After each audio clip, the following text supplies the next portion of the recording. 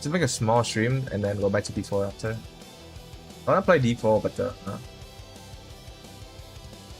that's POE 2 is big. You have basic buffs like Hollow Shell that guards all nearby allies, to more complicated mechanics like the Mark of Repulsion that creates a mark capable of pushing away all nearby enemies. Instead of spending mana, like skill gems do, all these skills cost Runic Ward, and unlike gems, they don't have a color. This means that they don't care about it. Yeah, this kind of too good. I'm gonna play that. Wait, there's no short and shit? Yeah, look at that shit. This is too good. Yeah, there's no duelist? I thought there's gonna be duelist or something.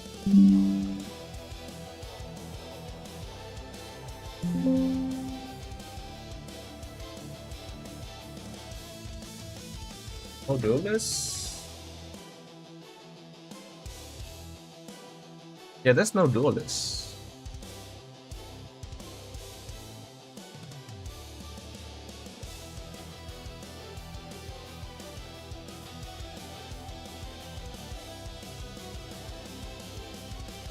I'm gonna play this for sure, but there's no duelist. There's no duelist or there's no shadow. No new classes. I thought they leaked the thing. The Ocean. Previously, a logbook was a single encounter. Now, using a log, Okay. there are other quest complicated mechanics like multiple times and interest, also skills to modify existing effects using runic magic, like Frost Flame Nova. Using this skill on a pack of burning enemies will transform the Ignite into Frostfire, both burning them and building up freeze at the same time. Burning and building up freeze.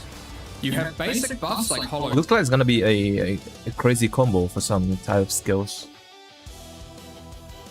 Like Comet, Flame Breath, oh my. Shell that guards all nearby allies.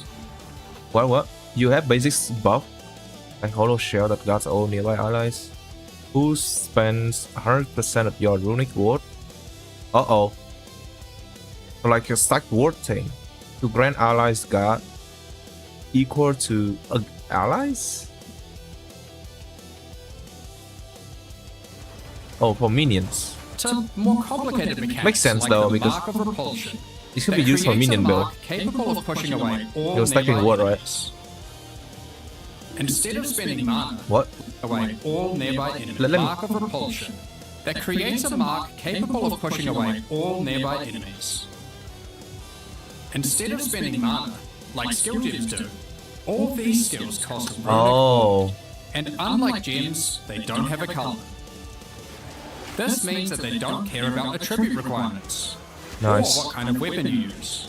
These Nice. skills are designed to be used on any class, and so often A new interact class with on crit. mechanics that apply across many characters. By Good. combining different runes together, Okay, you have to fix the Hellgirls were cast able on to shit support their though. runic abilities, and It's you too can as OP. well. There is also a set of runic supports that can be combined with regular skill gems in interesting ways. Okay, let me read it. Support attacks, causing them to cause runic ward to use but deal additional physical damage based on the runic ward's loss. Yeah, it's gonna be a word stacking season here. Supported skill cause additional 20% maximum runic ward.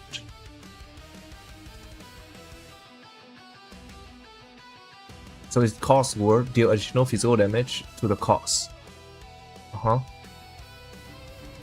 Is that kind of low? Oh, so like the more word we have, the more other physical we. Okay, this is going to be insane. Bro, you using it for a freaking a Titan rolling slam? Come on. Interesting ways. Concussive runes allows you to add these concussive shockwaves to any skill that stuns. What are those While shockwaves? Runic Confusion lets you spend ward to directly empower the damage on any skill. Now, Yeah, that thing is too crazy. Campaign 2, Wait a that any minute. skill. Yeah, this thing. This thing's gonna be crazy. Runic Infusion. Now, there are other quests during the Campaign 2 that unlock even more interesting crafting methods. Buried deep in the jungle in Act 3, you can find the Mystic Refuge. containing even more secrets for Pharaoh to learn from. Pharaoh? Using this knowledge, he gains the ability to reforge unique weapons. With this technique, many low-level unique weapons can be upgraded to do significantly more damage. Oh wow. Now, we've been able to take a bunch of uniques that had interesting modifiers, but Yes. were not in-game viable. Yes. Give them a bit of a boost to get there. Yes. Okay, what is it there here? More damage? And it's not just Talisman. low-level Yes, yes, yes, thank All you. Kalguran unique. Is it a new unique? Double vision. Rune Forge. Okay. Crit hit chance keep. Reload keep. It's a new item that you can. Oh, so you can like use a low level weapon at like low levels, right? And then you can keep it when you hit like a level 90 plus, and the skill have a bunch of power, basically. This is 84. Is it a bit low for level 84? This is so random, right? Because if they're gonna buff this, then how good is this gonna be, right? Because this is like triple DBS. But is that enough? Then 2 cold surge. Oh, the roll is higher here, so you get more cold surges here. Are able to be rune forged this way too, and they can do some pretty interesting things, like Searle's Grit, a new Very great. Kalguran Forge Armor. Runic Tempering. So after Reforge, you got an additional ward here, and then you got a bit more damage, maximum quality. Oh my! Is this fixed number, or the fixed or is this gonna be random? Oh, no, quality is here. Strength cap. Does it reroll the modifier after you upgrade? Taunt. Oh, the updating just removes the taunting, which is good because taunt is useless. Skill which empower an attack have 40% chance to not counter attack. 14. unique, I don't know. which when rune forged can get one of several different outcomes. Now, there is still so much more that you can craft of several different outcomes. Okay, so there's random outcomes. I see. Now, there is still so much more that you can craft with remnants. There are also 100 new runes, as well POE as 2 is many about other new crafting, bro. crafting currencies. This Everything's is the about crafting. runes of There's so Elder much to Algol, craft. and some of these runes have quite powerful What's the end effects. game though? What are we gonna use this for, right? This elemental conversion rune will convert all the existing mods of a non-unique weapon from one element to another. Using it, you could combine a weapon with all 3 elemental damage Oh, really? mods into a Oh my single god, that's crazy. making a weapon with massive Forged by Breath of Adu. 3 elemental Okay, let him to read that another again. will convert Martial weapon, Warren staff, when socketed, transform all fire and lightning modifier. Holy shit! Wait a minute. Is this bad though? Because we want fire and lightning, and then we can do the ailment, right? Is this kinda bad? all the existing mods of a non-unique weapon from one element to another. Using it, you Is that could good? combine a weapon with all 3 elemental damage mods into a single Also works with extra, right? making a weapon with massive amounts of cold damage. There is also a rune that lets you destroy your rune sockets to turn them into a dual socket on your item. What? Destroy your rune. Destroy all augment socket on the item to create a dual socket. Augment socket. sockets to turn them into a dual socket on your item. Oh, dual socket. Oh my god. Oh my god. And there are even crafting meta runes that can unlock new types of mobs when used with regular.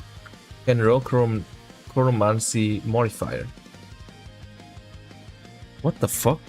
Why are you doing this? They're just having fun with the For game. example, this rune of chronomancy We will like- unlock a set of time-related mods to be crafted on your boots. What? Once placed inside, use regular crafting orbs to attempt to get new mods like cooldown speed or increased skill effecturing. Cooldown recovery rate. It's crazy. You can also create a new type of currency called alloys. Imbue alloys. Remove or a random modifier and augment a rare item with a new guarantee modifier. Remove a random modifier, augment.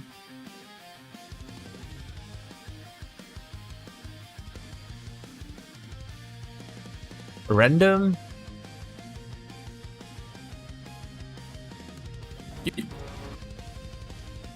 What? So it's like what's it called? Essence. It's like essence. You can also create a new type of currency called alloys. Using regular metals alloyed with verisium, new modifiers not normally available can be directly crafted onto your item. Yeah, it's like essence. The new essence. Remnant can be collected. Increase present AoE. That's really good. Mana cost efficiency. Temporary minion skill have modifiers not normally available can be directly crafted onto speed, attack speed. Your items. Using imbued alloy be direct. 9% attack speed on ring. Okay, that's not on ring before, right? There's a skill speed, but it has lower roll, like the 4 to 6 skill speed. This is just attack speed. Attack is way higher. Crafted onto your items. That could be good on ring. Using imbued alloy could improve your ailment damage, for example.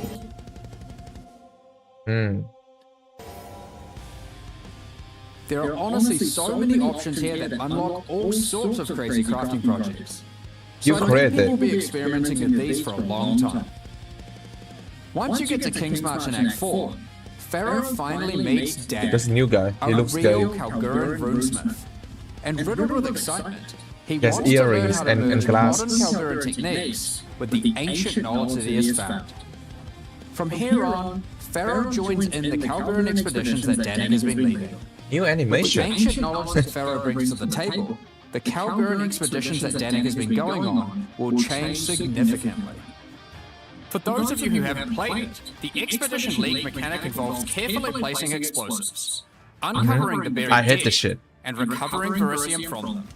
I really hate By this choosing concept. where to place the Please explosives, walk it. you can choose which kind of Please challenges rework. you would like to face, or rewards you would like to claim. But unlike before, expeditions now contain the remnants from Runes of Elder, allowing you to do some specific crafts along the way using the new League crafting mechanic.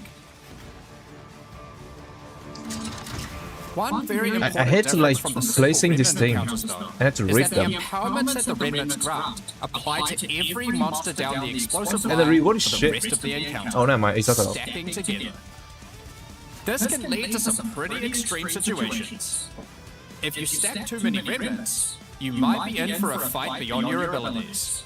But the reward Oh, this is the one way to keep cast on crit though. Only cast on crit can do this. Please or nerf. can be very worth it. Each model It's gonna be too hard, is right? improving the items that they can drop. Once Bro, you get just to the use end a game, ah, you will just- find that the just atlas use has a changed computer. substantially. To the south, you will now find the coastline of Rayclast, with the ocean beyond. Oh, that's a harbor. King's March has not fared well after the Cataclysm, and King's lays March. in ruins. Rog's shop has Of been course. destroyed, but he is much more concerned about his wife, Gwen. He would like to launch an expedition deep into the ocean to bad guy. find her. And this begins a new major mechanic for expedition, exploring the ocean. Previously, a logbook King's was a March. single encounter. Now, using a logbook, you can send ships to explore an area of the ocean to the Logbook. southeast, uncovering a range of islands to begin your search You for can Gwen. change it. You can hop from island to island, doing many new encounters. Is there towers There here? are islands with expeditions, grand expeditions, Oh god, I hate this. Please don't make us do this. Please, I thought you're gonna rework new it. bosses, and all sorts of other unique things to find. Okay, unique Eventually, endgame. you will find the island that Gwenin has been holed up on. it turns out that she has found the tomb of an ancient Kalgurin, Midvid. While Mid-bis. she appreciates you coming to her rescue, she is still keen to blow open the doors of the vault and take whatever you can find inside.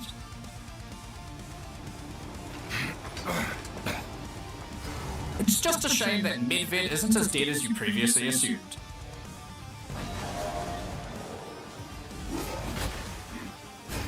Hologram 4000 DPS. Now, after you have defeated Midvid, you will find another logbook. And this time Oh, you God. can use it to choose which direction you want to explore. The Oh, we ocean can- is vast oh, we and can open contains a it? huge number of new islands to find. Of course. With each logbook, you can explore one sector and you can go as deep as you like. Makes sense though, because There like, are all sorts of interesting we objects can to open the uncover ocean from and one way of dungeons the to map, right? explore. Makes sense. Many of the islands have expeditions with totally new mechanics. So for example, here is a volcanic island with voltaxic sulfide. Blowing up the sulfide will unleash extra waves of enemies. But there is also this wall with a suspicious light coming from behind it. On blowing it looks open, like a, giant ogre comes out, and he is determined to eat as much sulfide as possible. What? The more Looks like a sulfide bow- mounds a that you've bowly. blown up, the more empowered and the more rewarding he will You become. wanna go fast and explore these things. These islands contain all sorts of little secrets that you can find and blow up. Free trapped wisps, Is it fun? I don't even know. It Blow just open it's root just feel doors. tired. I don't know. even raise ancient precursor I technology. just hate the freaking Kalguran And of shit. course, more It bosses. just make no sense at There are all. more and further vaults to blow up, and one of them in particular is pretty important. The Tomb of Uhtred, the Star Drinker. There's another boss. What are they going to drop though? Give us a good item. Runic. Is it gonna relate it to Ward?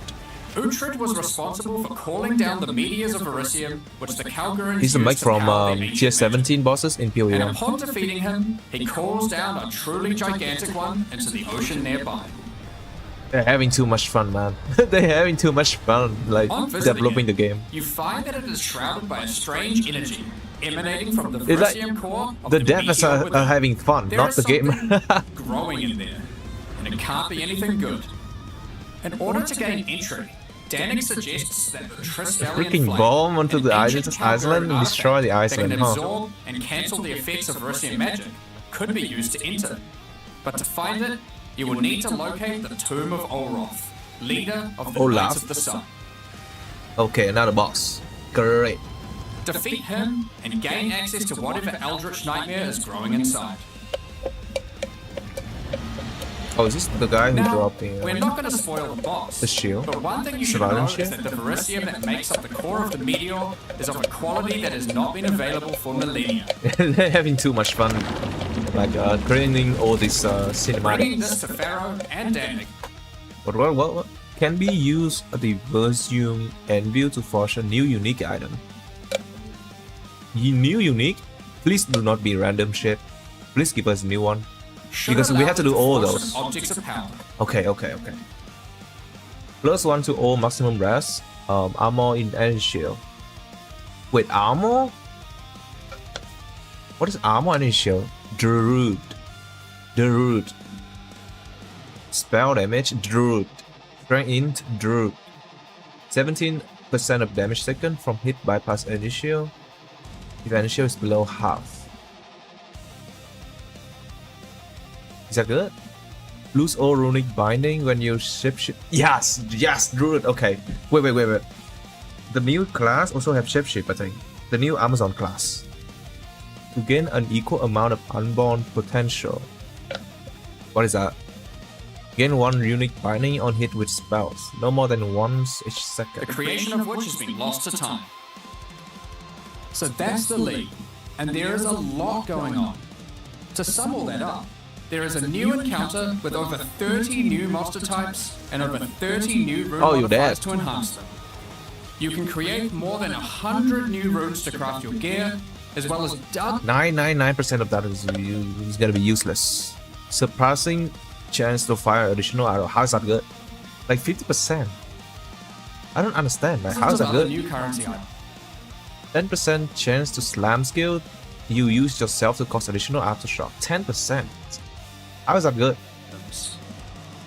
Like, why don't you do like 50%? New currency item, and there are new quests added. Added to the campaign to unlock even more new crafting options. Rune forging armors.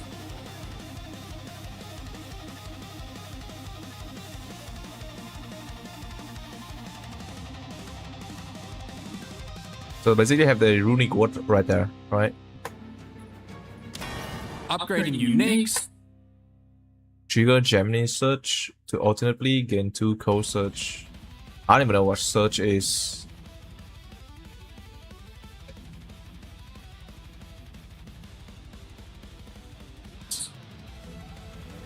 Dozens of new Kalguran skills and supports. I think there's gonna be so much new builds though, but one build is gonna like stand on top because like obviously they're not gonna balance everything here, right? One build is gonna come out on top, and then other build is going to be trash until they fix it. The old skill is not even balanced. By exploring the ocean. 5 new bosses, including a new pinnacle boss. And a bunch of new uniques to top it off. But there is still a ton more to come. It's time to talk about the massive changes to the Okay, all of that is just like a fourth of the video. For that, oh my I'll god. hand it back to Jonathan. Now, as Mark hinted at before, the endgame atlas is very different now, and the Yes, ocean please. to the south is the least of the changes. The entire area around Oh your really? southern Oh my god, look at him. The ocean is the least location is now teeming with new quest lines and things to discover. Will you investigate the strange forest to the west, the cracks in the earth to the east, or perhaps visit the ruins of a vile city in the north? Oh wow. The atlas now has fixed points of interest at specific locations, giving you specific objectives that are easy to find.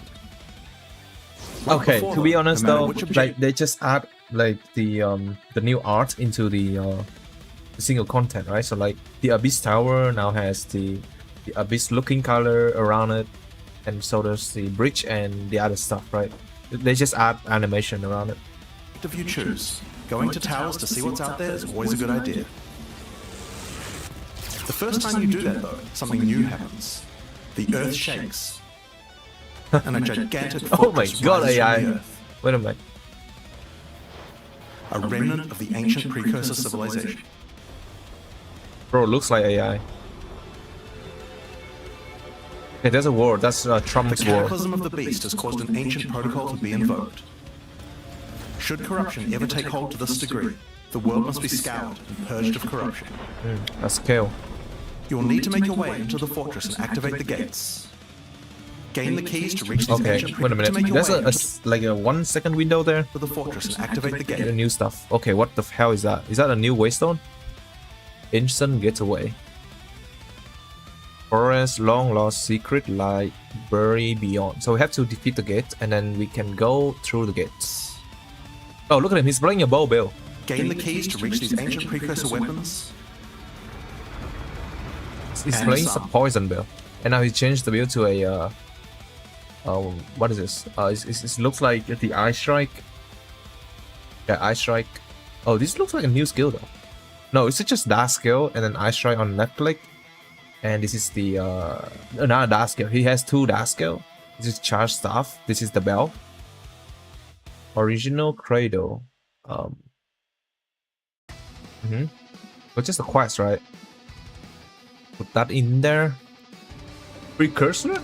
But this will be no easy task. Is that you? The fortress has many areas to explore and many new things to find. Oh, looks like a train. You will power up ancient The machines, centipede train. fight new and deadly foes, Oh, discover many new areas, look at him. He's not even spending his spirit. and uncover some dark secrets. Now, the fortress is the first of the new full in-game storylines that we're adding in 050, and there's a lot going on. with it. 050. But not only that, it has some pretty cool new mechanics as well. The areas inside the Is essence packs in area contain additional rare monster. Oh, so like this a buff to the maps. Ah, is that it? Like, is that really it? Fortress are special. Many of them have new mechanics or rewards that they grant. Like this map, where What? many of them have new mechanics or rewards. All rare monster are essence monster. So they trap in the ice thing. Yup. Greater essence, Like much this map, essence. where all the rares are contained in essence crystals. That's a ground Or this one, which ground replaces slam all with a new monster packs in the area with strong NTX, I monsters. guess. Oh, the Or strong this one, ones. which spawns in as Mary Spirit that always moves on from a rare after you kill it, allowing you to chase it through the entire map. Oh, look at the UI. It's changed. The UI in the corner. Is that good? Is this good? Like, I don't know, man. Now, just like the normal areas of the Atlas, you'll need to fight the map boss of each area to complete the map. But unlike a normal map, the ones in the fortress each contain precursor nodes after the boss. And It's just activating like, these nodes it's just will give not points it for yet. the new and improved It's just Atlas not it passage yet. tree. Okay, look at this. The monster in possess spirit possessed by non-random spirit. It's the same thing with O3. Now we had an Atlas passive tree before, but it was one of the areas of the endgame that just wasn't up to scratch. The Atlas tree now works quite a lot differently. Review We've radius. significantly upgraded the kind of mechanics that you can find on the Atlas. Okay, let me read all this. May seek out and possess strong bosses. We've significantly upgraded the kind The spirit is so slow. And Like, can you mechanics make you it can faster? find. When a monster is possessed by a sacred spirit, it's also possessed by another random spirit. Oh my god, it's gonna be so tanky. on the Atlas tree. Like this. Rogue Exile have a chance to flee to an adjacent map and upgrade their equipment. Okay. Ends. One that gives a chance to make rogue exiles you fight retreat from combat Run. Oh, it's a run. and move With to one an HP. adjacent map. Before you fight them again, they'll upgrade their gear and come back with a grudge this time. Oh, this is gonna be fun, right? But we need to like make them There are always also a lot of spawning nodes that until they have combine like mechanics together in legendary new ways. gears. Like Okay, spirit to stick out and possess strong bosses. this one, which lets as Mary spirits possess strong boxes. All the regular monsters that come out of them are touched by the spirit, and the rares are all Touch. possessed, giving you some incredible loot potential. Yeah, this is like the what's it called? The whips in POE 1. That your You whips. get points from every single area you complete in the fortress. This is a new Atlas, right? So this is the Atlas tree, and then we got all the content around it. So I suppose this is Abyss Bridge. This looks like the Iridium. This looks like Ritual. I think it's Ritual. I don't know what this is. Oh, Illuminati. This could be the Kaguran thing. And unlike before, Oh, this is Spirit. No, there's no way Spirit. It looks like that means you can Kaguran. allocate the entire Atlas tree. Yes. Is it bigger? It's bigger, right? It's kind of bigger. What did he say? Oh, 200 points. Oh, that's a lot of points. This whole tree can be yours. This change is Really? You can take everything? pretty important. Okay. since it allows us to Okay, be this is able the to end create game. This is many the end types of game right now. bonuses that we Oh wouldn't my have been God. able to create before. Like this one, which gives It's us gonna juicing everything in Atlas. Yes, thank you. We want that. Yes, cities have 50% chance to be invaded by another faction. chance This is gonna for make the cities map to thing be so fun invaded by though. Another faction, and can even allow it to contain 2 faction leaders, allowing you to get 2 crisis. Oh my rounds. god. If we'd done this kind of thing in the old tree, Oh, there's we a would group have guy to and skip there's into it before the running city map. Then sand once we guy. get out of it before running anything else. With full Interesting. allocation, we can have cool bonuses like these. Are we gonna have the looter Obviously, we boss? still want to make sure that you have choices that define your in-game Atlas build. So many nodes in the Atlas tree, and now Atlas is gonna be so strong now. The monster in the Atlas, when you have the full Atlas skill points, is gonna be so strong. 25 chance shrine buff reapply when entering a boss arena. Shrine buff instead apply to the boss. What? Oh, additional reward. Yes. Oh, thank you. multi-choice. Everyone will get the node, but which bonus you choose to use is up to you. Do you want your powerful boss? Oh, so we can get to everything, but we got to choose. Oh my, bro, we don't want to choose. Just buff everything. The area in powerful map bosses contain additional essence. Okay, this makes sense though. Essences, summoning circles, So you can take everything, but then you can choose the content you want to run. So you want to focus on. things. Makes sense. So, for example, on this node you can choose. Yeah, it's even better, Do you want right? to give a chance for shrines to There's a shrine buff. Yeah. give to the map boss in the area, making them more challenging but dropping special loot? Is it gonna be countered by Would Rakiata you buff? rather give a chance Doesn't to matter. given a shrine buff before entering boss arenas, making for an easier fight? So it's random. Oh, you had to choose. Obviously, the granting additional Probably reward. nerd out about cool stuff in the tree all day. Divine Op. We should probably get back to the fortress. Now, one of the really important things we wanted to do was make it so that all the boss fights in the endgame are now accessible with a quest line. That means that to fight the Arbiter of Ash for the first time, you don't need to get lucky by finding keys. They'll be in fixed locations and there's a quest to get them. Nice. But the Arbiter of Ash is no longer the pinnacle of Path of Exile 2. What? For that, you'll need to travel into the very center of the fortress. Oh, now we go up. An incredible challenge awaits you should you choose to go there. A new boss. Yes, new boss. After the storyline, you still unlock keys for pinnacle bosses and the usual. Oh, so in storyline we can defeat the boss, but after that we still have to go to the Citadel to get the keys, and we get to fight the boss again. Way. Yeah. Exploring the world and finding the Oh, keys it's a bit better because yeah, the first mission is to find him, right? But now we got to find him for free. required to get to them. But we've added a lot more Good. interesting things to find out there as well. Summoning circles always summon additional boss. There are now all sorts of mechanics That's a new that can spawn keyword. on maps in the wilderness. We don't understand. For example, some maps might spawn as a rogue exile Contain 2 additional rogue exile and 5 additional rare beasts. hunting ground, containing multiple rogue exiles who are there to hunt rare beasts. You might come upon them in the middle of a fight and be able to take out both of them. Or a map of champions that makes all the natural inhabitants of the area into magic monsters. Wow. Or this one that causes all shrines in the area to release as merry spirits when used. Oh shit. That's crazy. Wait, Once that's you've explored and crazy. found your keys, you can return to fight the pinnacle and the fortress again. But this version of them will be harder. And not only that, you'll have new Bro, they unique just skip rewards as that? well. They just skip just skip this thing? Isn't this just crazy? Shrine release a spirit when activated. Shrine. So imagine the maps has like 10 shrine. Are you gonna have 10 spirits? Something like that? Once you've explored and found your keys, you can return to fight the pinnacle and the fortress again. But this version of them will be harder. And not only that, you'll have new unique rewards as well. Oh. Each time you fight them, you get the ability to activate one section of the fortress. And any maps that you didn't finish there will be automatically completed, giving you all the Atlas points. So if you're the type of player who doesn't want to explore the fortress, and instead just race out into the infinite Atlas, you still have a way to get all those points. So that's the Origins of Divinity storyline. It's a huge amount of new content with a ton of new areas, 5 new bosses, including a pinnacle, with a bunch of new unique items. But not only that, it also completely revamps the Atlas tree and includes a ton of new map mechanics that you can find both inside and outside the fortress. Looks good. But this is just one of the new storylines. So let's talk about the next one now, Masters of the Atlas. Now earlier we talked about how the multi-choice nodes in the tree allow you to still have an in-game Atlas build, but we didn't think that was quite enough. You have an Ascendancy class for your passive tree, why not an Ascendancy class for your Atlas tree? Well, that's where the Masters of the Atlas come in. Bro, they look sick. Look at them. Oh, Dorian is this tall?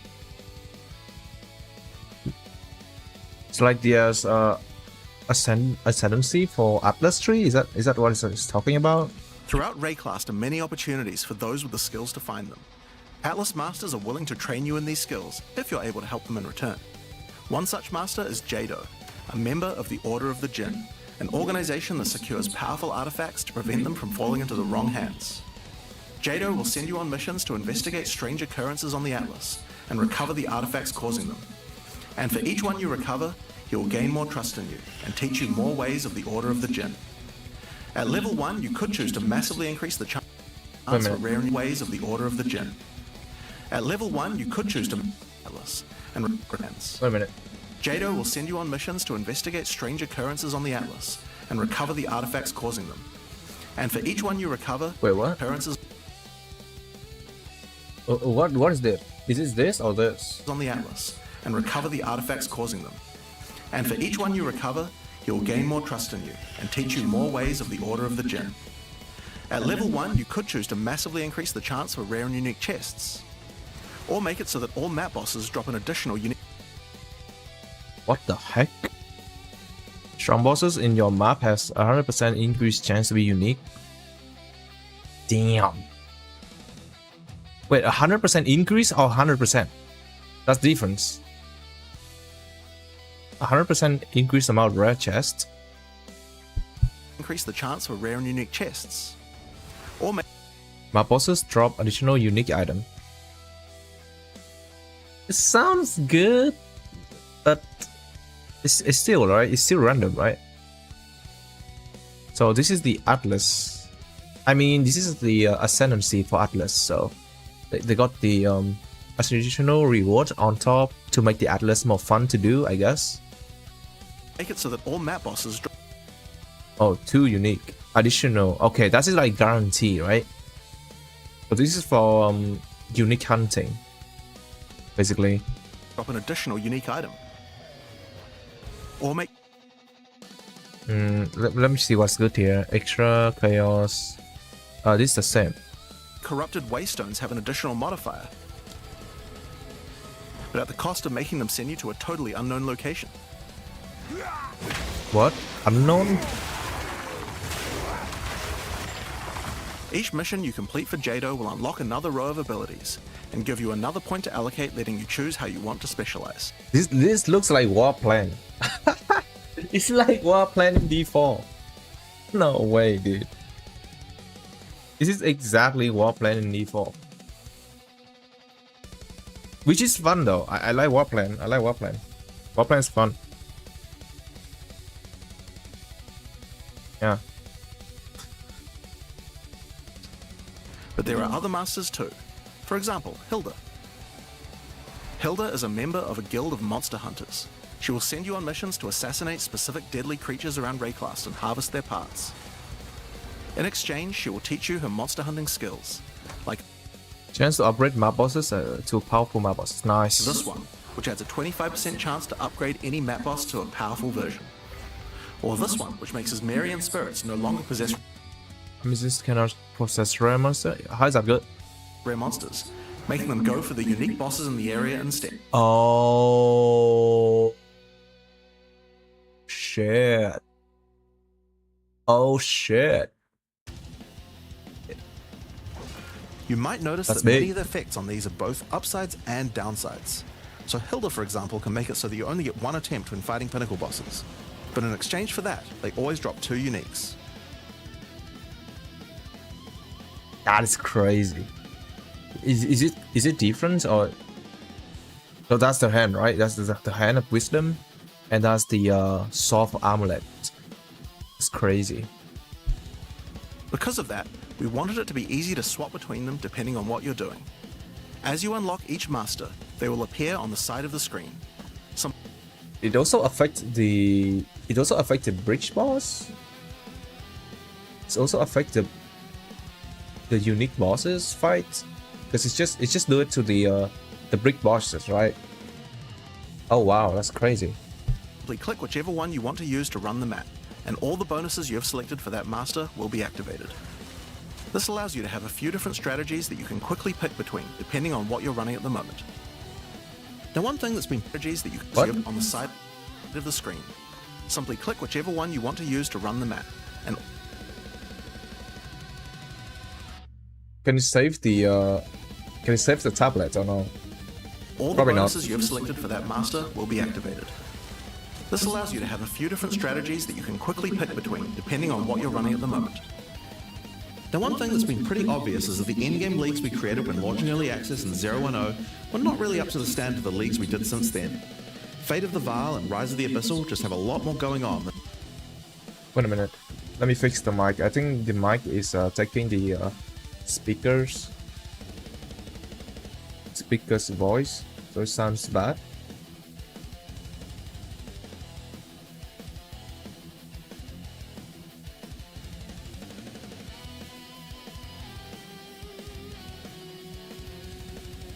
Okay, let me try to fix this.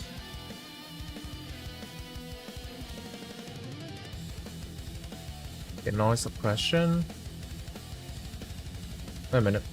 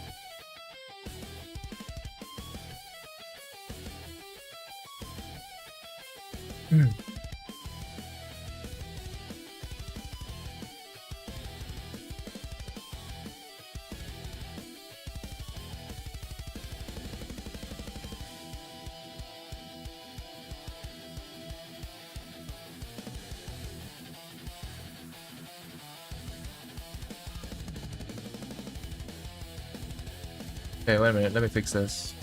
Let's turn this on again. Delirium or Expedition, for example. We wanted to do a serious upgrade to all of these mechanics before we do our 1.0 release, and so that's what we've done. All 4 of the leagues we launched in early access have been upgraded with not only new quest lines, but new mechanics, new crafting systems, new uniques, and new pinnacle bosses.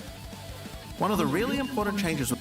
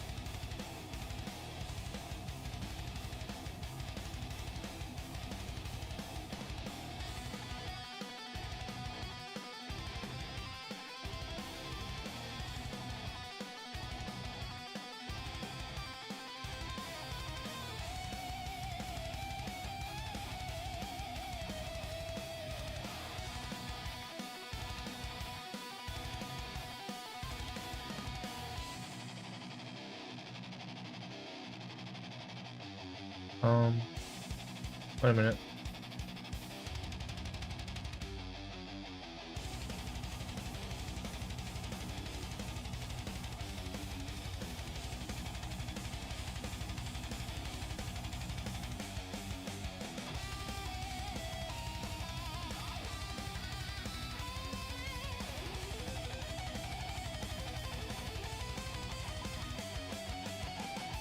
Oh my. Okay, lower this. made to all the leagues is that you can now find them on the Atlas in specific locations, and each one has a quest line that will lead you there to being able to complete the league, along with its Atlas tree and its pinnacle boss. This is true even for the leagues that we didn't do major redesigns to. So let's use Abyss as an example. The best thing. When you first encounter one in the endgame, you'll get a quest that leads you to the east, where you will find these mega abyss cracks in the earth leading away from the Well of Souls. All the maps along the cracks will contain abysses with special properties, and mapping along these cracks will close the Atlas scale abysses, giving you points for the Abyss Atlas tree. At the end of each Atlas abyss, you'll find an Abyssal Depths, with the boss fight for one of the Abyssal factions, giving you a guaranteed way to fight them. And after completing all three, you'll get a key for the Well of Souls, allowing you to fight the Vessel of Kulamak. This kind of thing makes an in-game league so much more friendly for new players, giving people obvious goals and a guided experience to complete them. Yeah, let me watch so again. let's talk I think we it's created good, when man. launching early access in 010 were not really up to the standard of the leagues we did since then. Fate of the Vaal and Rise of the Abyssal just have a lot more going on than Delirium or Expedition, for example. Yeah, I We didn't wanted to do a catch the serious upgrade to all these the voice mechanics from the before we do a Shawnee 1.0 release, Nice. and so that's what we've done. All 4 of the leagues we launched in early access have been upgraded with not only new quest lines, but new mechanics, new crafting systems, new uniques, and new pinnacle bosses. One of the really important changes we made to all the leagues is that you can now find them on the Atlas in specific locations, and each one has a quest line that will lead you there to being able to complete the league, along with its Atlas tree and its pinnacle boss. This is true even for the leagues that we didn't do major redesigns to. So let's use Abyss as an example. When you first encounter one in the endgame, you'll get a quest that leads you to the east, where you will find these mega abyss cracks in the earth leading away from the Well of Souls. All the maps along the cracks will contain abysses with special properties, and mapping along these cracks will close the Atlas scale abysses, giving you points for the Abyss Atlas tree. At the end of each Atlas abyss, you'll find an Abyssal Depths with the boss fight for one of the Abyssal factions, giving you a guaranteed way to fight them. And after completing all 3, you'll get a key for the Well of Souls, allowing you to fight the Vessel of Kulamak. This kind of thing makes an in-game league so much more friendly for new players, giving people obvious goals Right. and a guided experience to complete them. Alright, so let's talk about the first of the upgraded leagues, Delirium, and its new storyline, The Hare and the Raven. As you may remember, during Act 4 you were tricked into releasing an ancient entity from a Karui prison known as Tangmazu, the Raven Trickster. Raven Tangmazu Trickster. delights in breaking the minds of those who step through his mirrors, and when touching one, he will attempt to destroy your mind with twisted abominations generated from your worst fears. In Return of the Ancients, the first time you approach one of his Delirium encounters in the endgame, you will find Elder Maddox locked in a trance. His mind is trapped in one of Tangmazu's delusions, and you will need to free him.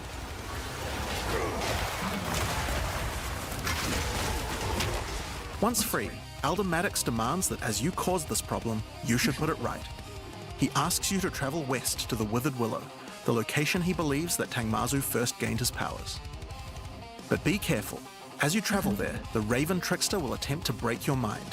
Each map around the Withered Willow features Delirium encounters. Now this is more than a simple quest upgrade. The mechanic of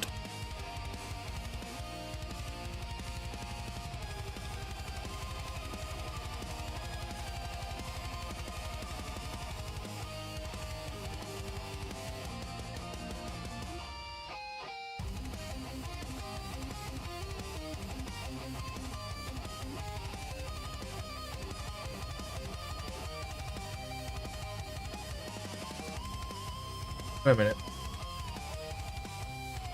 Let me fix this real quick. I need to lower. I need to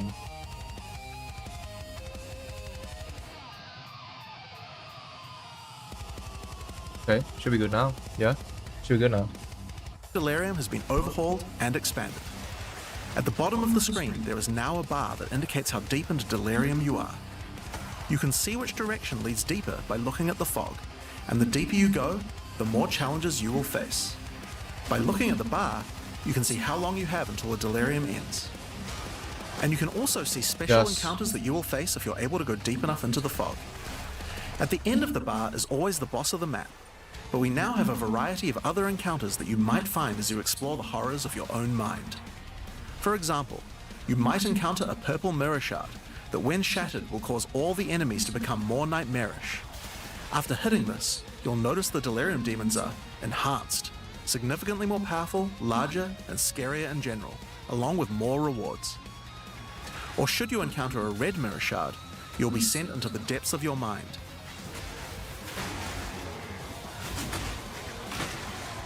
And must escape it while fighting off hordes of your worst fears.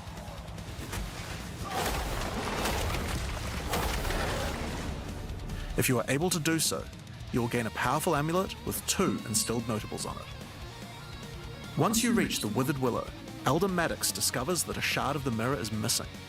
You will need to track down Tangmazu and restore it if you have a hope of discovering how to defeat him, and that means entering the Raven Trickster's mirrors in an attempt to locate him.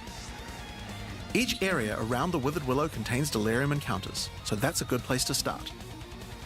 As you do Deliriums, some of the special encounters will drop liquid emotions. Normally these emotions can be used to install amulets to add notable passive buffs to them, but in Return of the Ancients, emotions have a new function as well. Each one now has the ability to add crafted mods to jewels, allowing you to add specific mods to an item slot that can be quite difficult to roll. For example, Liquid Despair will allow you to add critical hit chance, while Liquid Suffering will allow you to add movement speed or Air of Effect to your jewels, but there are many more. Once you've done enough Delirium encounters, the location of a Grand Mirror, an entrance into Tangmazu's realm, is revealed, but it won't be that simple to enter. Using his powers, he reflects the map boss for a ridiculous empowered fight, then destroys the entrance into his realm of madness.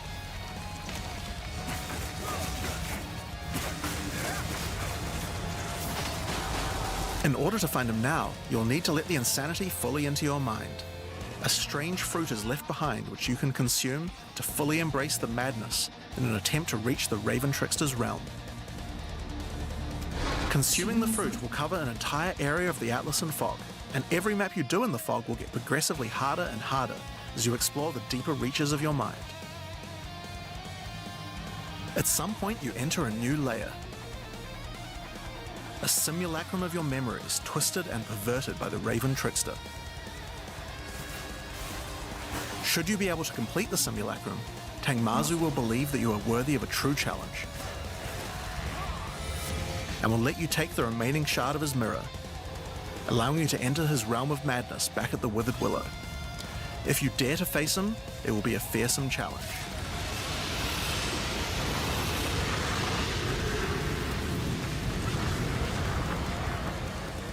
So, that's the new storyline of Delirium. As you can see, it's not only a questline, there are new mechanics, new crafting options, and new boss fights. But one question you might have is, what happens after? Well, once you've completed the story, Grand Mirrors will start appearing on the Atlas sometimes after completing Delirium encounters. After doing the Grand Mirror, you can select where on the Atlas you want to do your fruit-induced drug trip and get another key to fight Tangmazu. But this time, the fight will be quite a bit harder. And not only that, the fight will be able to drop a bunch of new uniques that were not available in the questline version. We'll show some of those later. After doing a Grand Mirror, the decision of where to spread the fog can be important, because there are some potent emotions that only come from certain map bosses affected by Delirium this way. Like all emotions, they can craft special mods onto jewels, but these potent emotions can create mods that you can't get any other way. So for example, Potent Liquid Melancholy is an emotion that can only come from human bosses, and allows you to add a variety of on-hit effects. Also, you might want to try instilling amulets with these emotions. They could have some interesting effects, with some powerful notables that do not normally exist on the tree.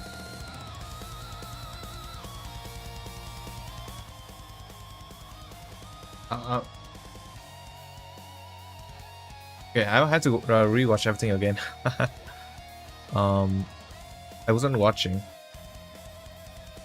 As a member of a guild of monster hunters, she will send you on missions to assassinate specific deadly creatures around Raven. You have an let's affinity watch class for again your from passive here tree, and see what he talks. tree, and includes a ton of new map mechanics that you can find both inside and outside the fortress. But this is just one of the new storylines. So let's talk about the next one now, Masters of the Atlas. Now earlier we talked about how the multi-choice nodes in the tree allow you to still have an in-game Atlas build, but we didn't think that was quite enough. You have an affinity class for your passive tree. Why not an affinity class for your Atlas tree? Well, that's where the Masters of the Atlas come in. Throughout Rayclast are many opportunities for those with the skills to find them. Atlas Masters are willing to train you in these skills if you're able to help them in return. One such master is Jado, a member of the Order of the Jinn, an organization that secures powerful artifacts to prevent them from falling into the wrong hands. Jado will send you on missions to investigate strange occurrences on the Atlas and recover the artifacts causing them. And for each one you recover, he will gain more trust in you and teach you more ways of the Order of the Jinn. At level 1, you could choose to massively increase the chance for rare and unique chests, or make it so that all map bosses drop an additional unique item, or make corrupted waystones have an additional modifier, but at the cost of making them send you to a totally unknown location.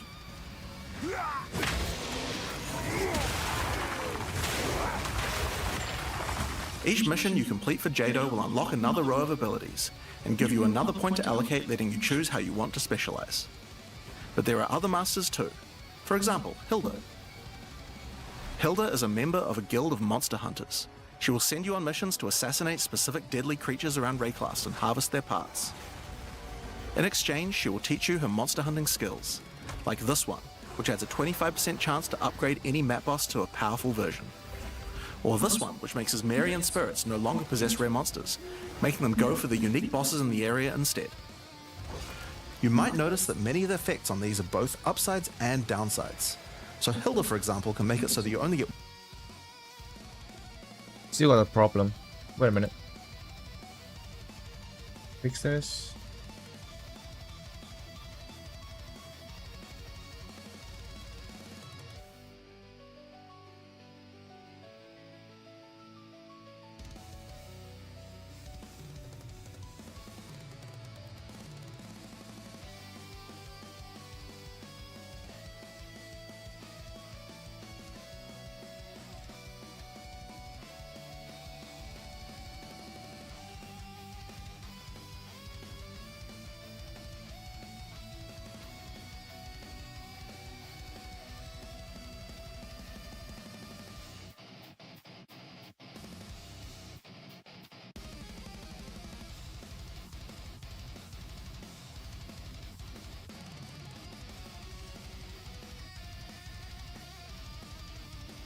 Oh.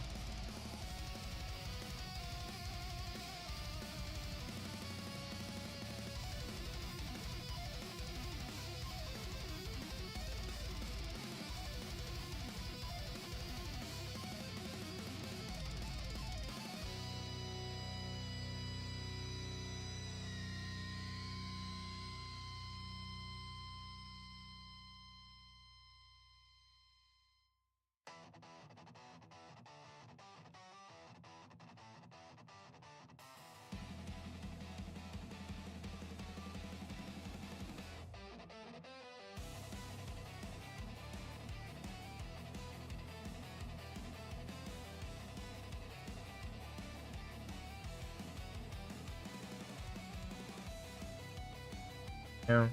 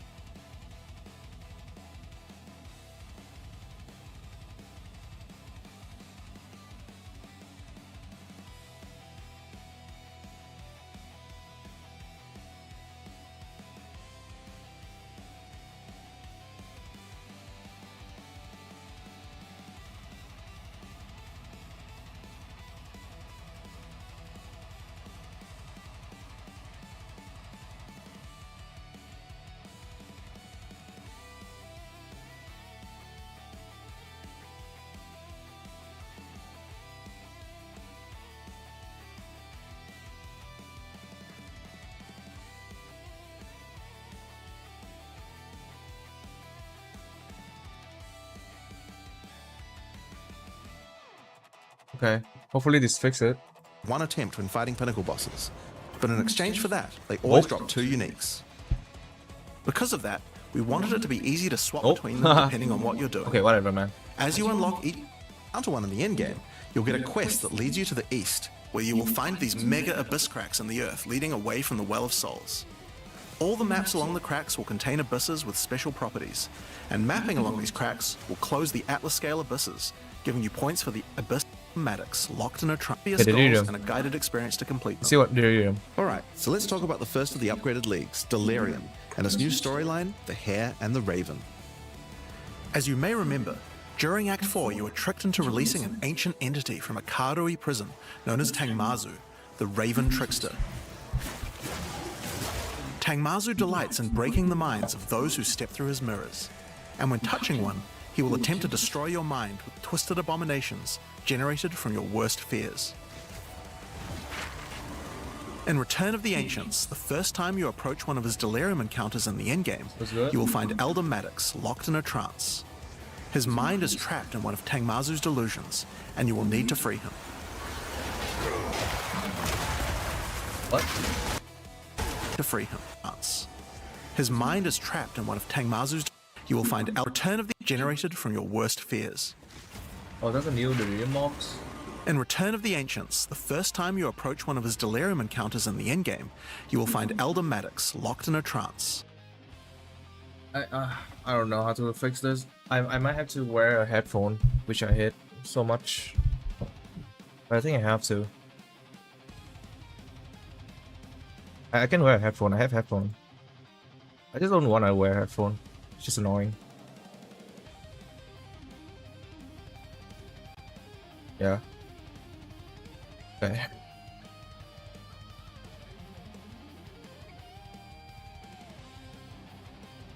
Just for this. His mind is trapped in one of Okay, good. Tangmazu's delusions, and you will need to free him. Free him. Once free, Elder Maddox demands that as you caused this problem, you should put it right. He asks you to travel west to the Withered Willow, the location he believes that Tangmazu first gained his powers. But be careful. As you travel there, the Raven Trickster will attempt to break your mind. Each map around the Withered Willow features delirium encounters. Now this is more than a simple quest upgrade. Lovely music. The mechanic of delirium has been overhauled and expanded. At the bottom of the screen, there is now a bar that indicates how deep into delirium you are. You can see which direction leads deeper by looking at the fog, and the deeper you go, the more challenges you will face. By looking at the bar, you can see how long you have until the delirium ends. See which direction leads deeper by looking at the fog, and the deeper you go, the more challenges you will face.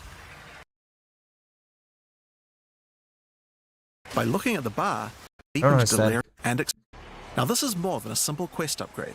The mechanic of delirium has been overhauled and expanded. At the bottom of the screen, there is now a bar that indicates how deep into delirium you are. Oh, deeper. You can see which direction leads deeper by Which direction? You can see which direction. looking at the fog. Looking at the fog. So this is deeper. It's And more the foggy. deeper you go, the more challenges you will face. By looking at the bar, you can see how long you have until the delirium ends. And you can also see special encounters that you will face if you're able to go deep enough into the fog. At the end of the bar is always the boss of the map, but we now have a variety of other encounters that you might find as you explore the horrors of your own mind. For example, you might encounter a purple mirror shard that when shattered will cause all the enemies to become more nightmarish. After hitting this, you'll notice the delirium demons are enhanced, significantly more powerful, larger, and scarier in general, along with more. Okay. And you can also see special encounters that you will face if you're able to go deep enough into the fog. At the end of the bar is always the boss of the map, but we So this is the more icons. I can miss something here, I guess. This is the boss, I guess. But there's two bosses, and then this. What is this? now have a variety of other encounters that you might find as you explore the horrors of your own mind. He's playing the Storm Strike Bell, I think. For example, you might encounter a purple mirror shard that when shattered will cause all the enemies to become more nightmarish. After hitting this, you'll notice the delirium demons are enhanced, He got like a white thingy on him. significantly more powerful, larger, and scarier in general, along with more rewards. Or should you encounter a red mirror shard, you'll be sent into the depths of your mind.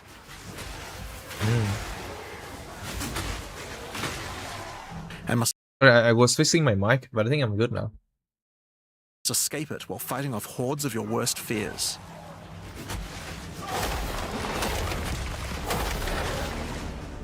If you are able to do so, you will gain a powerful amulet with 2 instilled notables on it.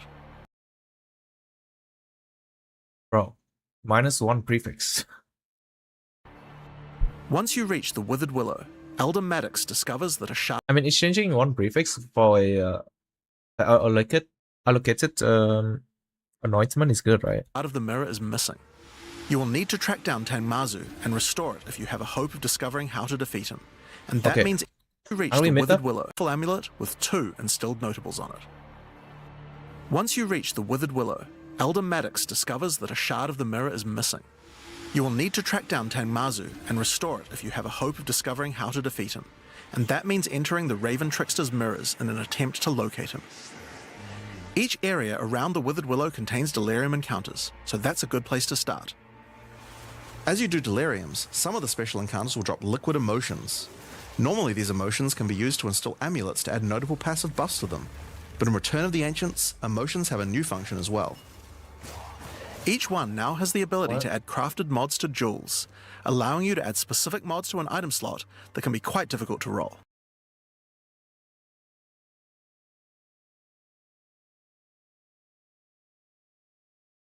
Damn.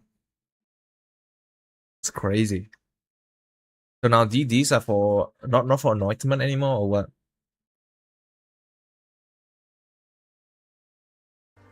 For example, Liquid Despair will allow you to add critical hit chance, while Liquid Suffering will allow you to Maximum rage? Oh wow. AoE movement speed? add movement speed or air That's effects to crazy. your jewels, but there are many more. These are Once so you've done enough expensive. This is delirium gonna be so encounters, the expensive. location of a grand mirror, an entrance into Tangmazu's realm is revealed. But it won't be that simple to enter. Using his powers, he reflects the map boss for a ridiculous empowered fight, then What? destroys the entrance into his realm of madness. There's 2 bosses?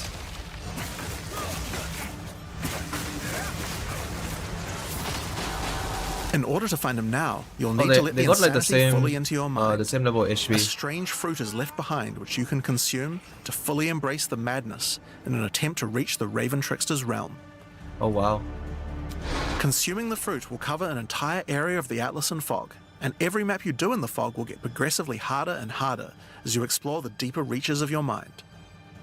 Oh, so you cannot At craft some point, delirious you onto enter a map right new now? layer, Can do that? a simulacrum of your memories twisted and perverted by the Raven Trickster. Oh, it makes it so much harder to choose a map. Now you have to prepare so much. In the past, we just need to find towers, and we just need to like put the tablet into tower and then buff everything. But it's not the case now. We have to do all this just to buff just to choose a map. Should you be able to complete the simulacrum, Tangmazu will believe that you are worthy of a true challenge, and will let you take the remaining shard of his mirror, allowing you to enter his realm of madness back at the Withered Willow. If you dare to face him, to complete How do the we Raven meet them? Trickster. At some point, you enter a new layer. At some point. What is that? At some point. Tangmazu will believe that you are worthy of a true challenge. It will be a enter his What? realm of madness back at the Withered Willow. If you dare to face him, it will be a fearsome challenge. Oh my god, that's cool. That is really cool.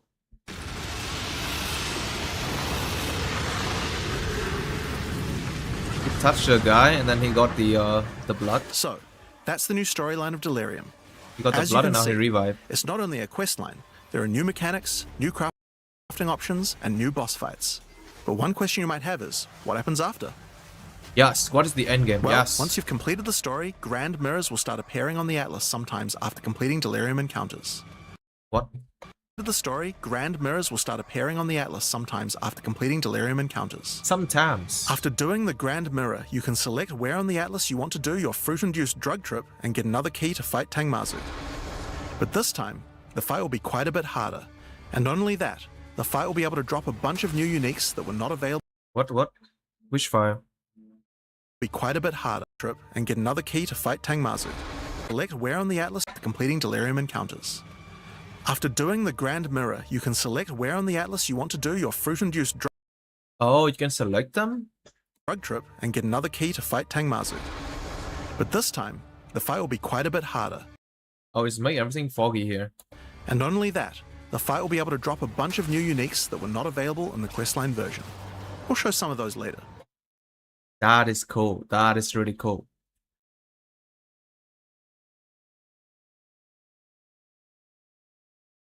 That is really fucking cool, man.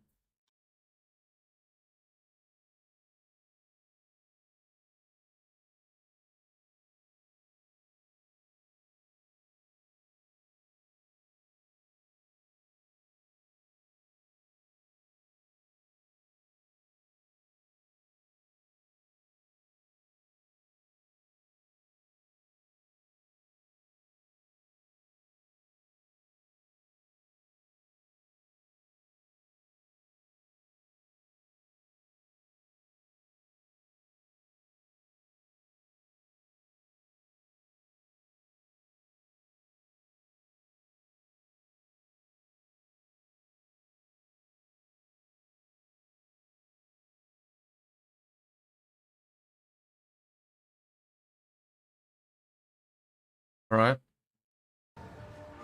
After doing a Grand Mirror, the decision of where to spread the fog can be important, because there are some potent emotions that only come from certain map bosses affected by Delirium this way. Like all emotions, they can craft special mods onto jewels, but these potent emotions can create mods that you can't get any other way. So for example, Potent. Remove a random modifier and augment a rare basic jewel. So yeah, this liquid only affects on jewels, I think. It's like essence for jewels. Debilitate enemy on hit while you have an emerald. Oh wow, that's interesting. That is actually interesting.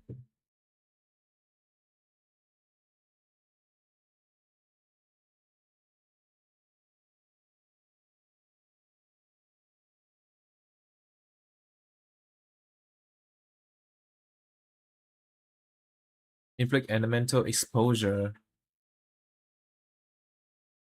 Or you have ruby and emerald socketed. So you need to have 3 type, basically. Blind enemy on hit. potent liquid melancholy is an emotion that can only come from Elemental exposure is kind of bad to the Rakiata flow, no? Debilitate enemy on hit.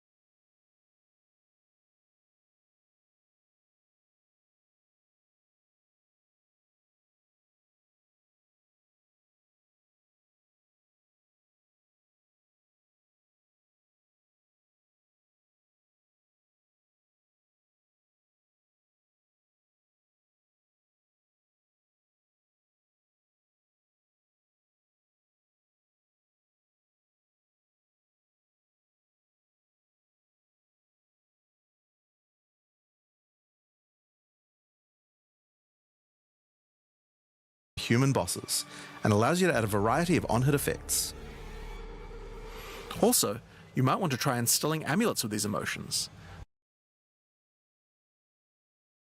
They could have some interesting effects, with some powerful notables that do not normally exist on the tree. Like Storm's Rebuke, which makes Armor Break boost your cold and lightning damage. Oh wow. Also notables from a Oh clear... wow, wait. That is crazy. That is so crazy. That just normal mods is so crazy for the root. I just for the root goof build, right? deranged mind, like Calm's Blessing. This skill allows The next fire spell you cast yourself after using Warcry's Ancestrally Boost. you to ancestrally boost fire spells after using a That's Warcry. alright. How about using an Ancestral Flame Blast? A spell? Wait, a spell. Oh my god, that's crazy. Wait, a spell. Oh, oh.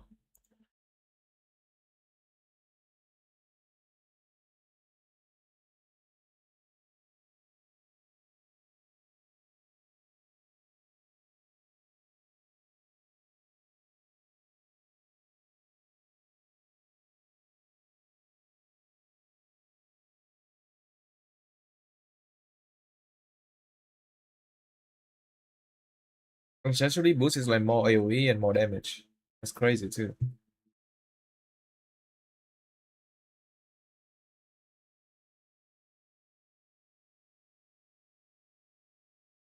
This is going to be crazy, man. Think of a spell skill. Now, just like before, you can also upgrade the league by getting points for a dedicated Delirium Atlas tree. The thing is that how are we gonna know which is which, right? Do we have a research for it?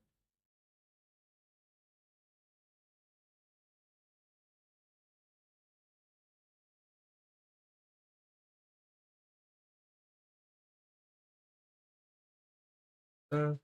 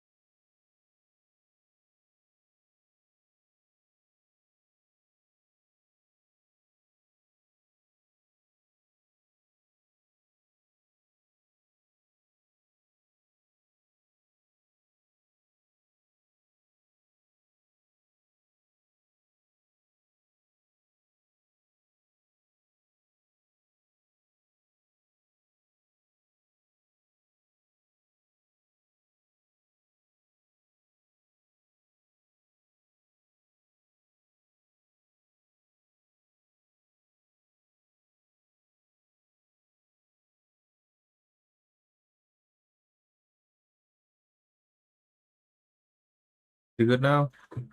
But this now works in a much better way and has much cooler effects. The maps in the Delirium area of the Atlas give you Delirium passive points for completing them, so it's easy to see how to progress. Some nodes will add new types of mirror shard encounters to your Delirium. Delirium encounter 10% more likely to spawn unique bosses. Playing unique monster pause the Delirium mirror timer for 20 seconds. That's the old one. Like this one, which will pause the Delirium for some amount of time, allowing you to more easily get to higher depths. Or this one, which adds extra Delirium modifiers to monsters when you pick it up. There are also nodes that can add new I know your childhood fears. What is this? 20% increased liquid emotion dropped by monsters. 20% chance to instant liquid types of emotion. drops, like this one, which modifies simulacrum encounters to add special liquid emotions, which can craft time-lost jewels. And nodes that apply to the Atlas mechanics of the League, like this one, which causes the Grand Mirror to spread Delirium fog over a larger area of the Atlas, potentially containing multiple simulacrums. Alright, so that's the changes to Delirium. The core mechanic now includes a bunch of new things to find, new monsters to kill, and has new mechanics on the Atlas. It also has new crafting system for jewels, and over 20 new unlockable notables for amulets. Not only that, but you have a new pinnacle boss with a bunch of new unique items, and a massively upgraded Atlas tree just for Delirium. But there's still a lot more to come, so let's talk about Breach next. When you first do a Breach in the endgame, you will find Aelith, one of the Keepers of the Flame, an ancient order of monks dedicated to preventing the Hiveborn from entering the world. As you seem to be a keen slayer of demons, Aelith would like to recruit you to the Order and asks that you travel to their monastery to the south. On the way there, you'll start to encounter more breaches, and will notice one of the first changes to the breach mechanic. You still have to kill monsters as fast as you can to keep the breach open, but now you can visibly see how much time you have left to keep it open, and how each kill extends its duration. Once you've reached the monastery, you will learn more about the Keepers. Oh god, in the 25 years since the events of Keepers of the Flame in Path of Exile 1, the war with the Hiveborn has not gone well, and they have managed to establish a foothold in the world nearby. A gigantic area has fallen to the Scourge, and the Keepers are unable to get inside. Inside the monastery is the Genesis Tree, a powerful asset to the war effort, stolen from the enemy and gifted to the Keepers by the Dreamer himself. Using the tree, Aelith could create a breach stone and penetrate the Hiveborn foothold, but without Hive Blood, the tree has withered. To get Hive Blood, you will need to take advantage of another new mechanic of Breach. If you can keep the otherworldly portal open for long enough, the breach will stabilize and will... It's going to be the same as in POE 1, right? It's going to be the same?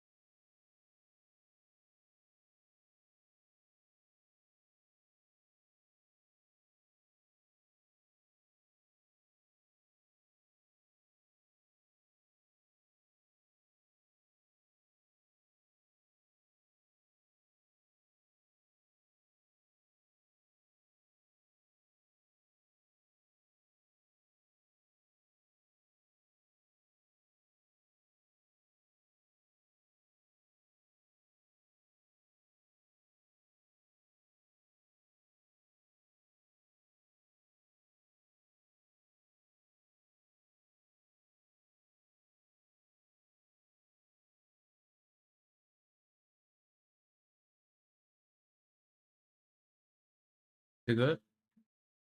Oh, it's too low. What the heck?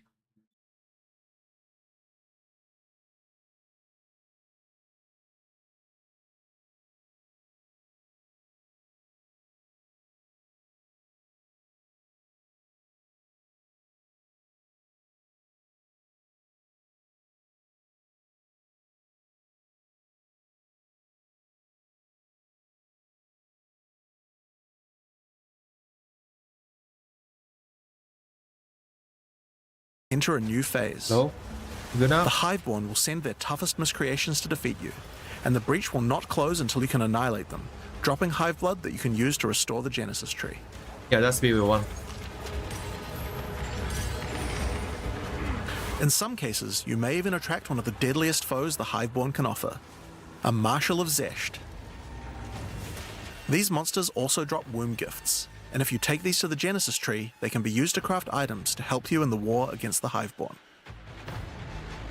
Given that 25 years have passed since the beginning of the war, the tree has grown and withered many times, but with each cycle it learns and expands its abilities. When you first open the Genesis tree, you will notice these holes into which you can place your womb gifts. Each womb gift it's can be so used to much create a bigger different than type of PO1. jewelry and must be So much fertilized bigger. with Hive Blood. So for example, you can place this amulet womb Oh, look at that. They have a number now. Instead of, they have a stacks number now. That's pretty good. gift into the tree, and it will give birth to a random rare amulet. Huh. But the Genesis tree is capable of much more. As you continue to feed the tree, its branches will regenerate and allow you more and more control over what kind of items it will birth. So for example, this branch of the tree will allow you to control which base types of amulets can be birthed.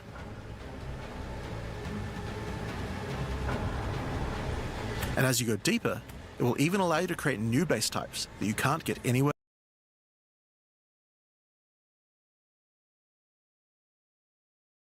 This new base type amulet. else.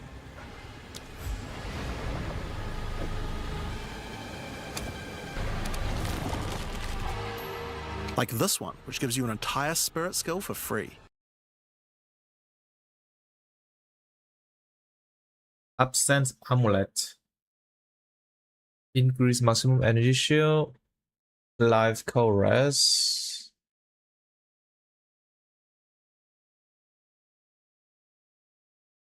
-1 prefix, -1 suffix. But they got internal rage. Oh, is that good?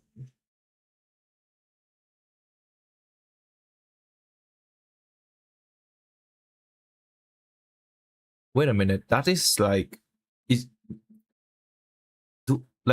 do we need a I mean, do we need a weapon to use rage now?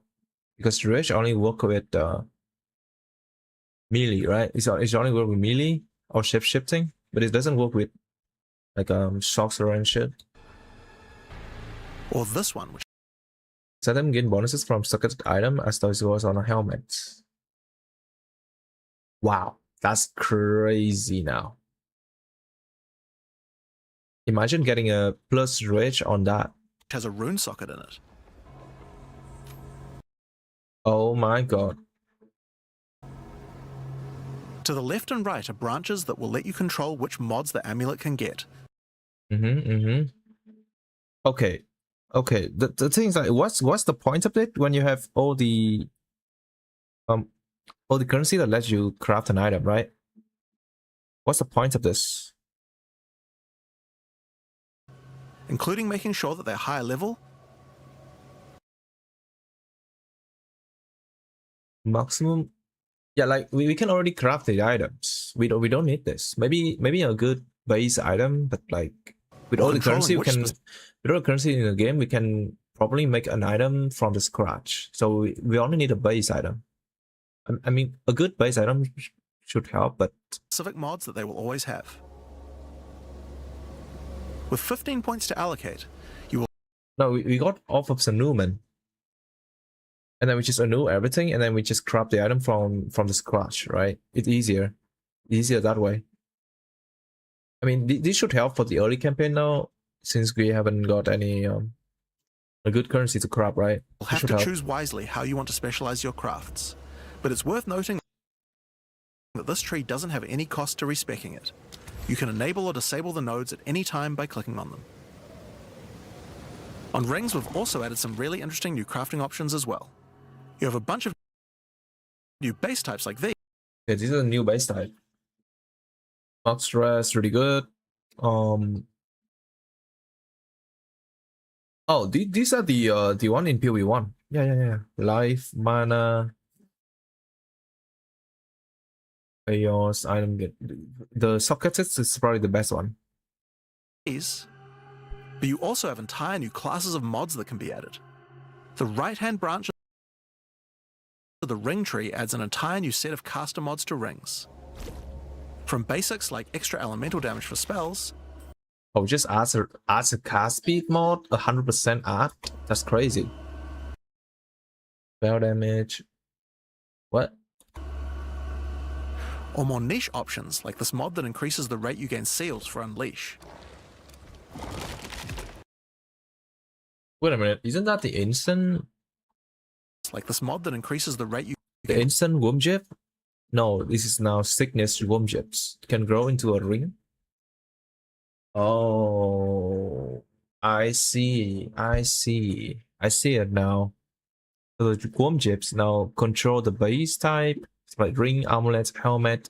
The tree is focusing on crafting the modifier on it and the base. Yeah, this is a bit different from POE 1. POE 1 is more about the worm jib is just random, right? But this one is more completed. I think they need to add more type because this is ring, right? They have to add like all the equipment type on it. Seals for Unleash.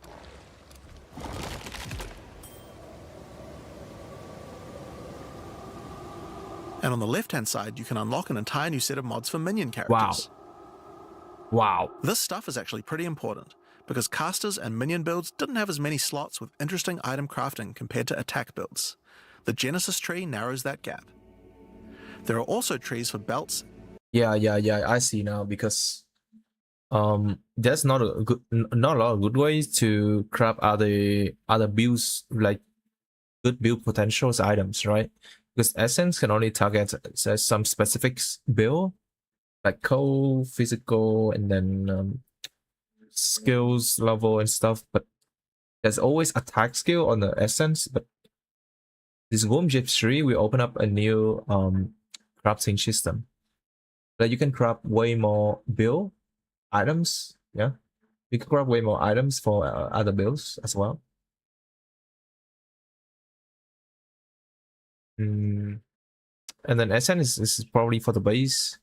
So for example, you want resistance, you want life, energy shield and stuff, you can use Essence, but yeah. And currency. I won't go over them too much here, but there are all sorts of goodies in these too. Like being able to create catalyst, quality. New catalysts for jewels. What? For juice? What am I hearing? Oh no, juice? Enhance. Oh my god. Are you kidding me? Or a belt that gives lightning damage. Okay, no one's gonna use this because we all gonna use Headhunter, right? Once you've done enough breach encounters, you may finally get a womb gift capable of Lavish. Yeah, Lavish is still birthing currency. a breach stone. Brick Splinter. What? Wait. Can grow into a brickstone? What is brickstone? And you can then use it on the Hiveborn incursion. Consume high blood. Do?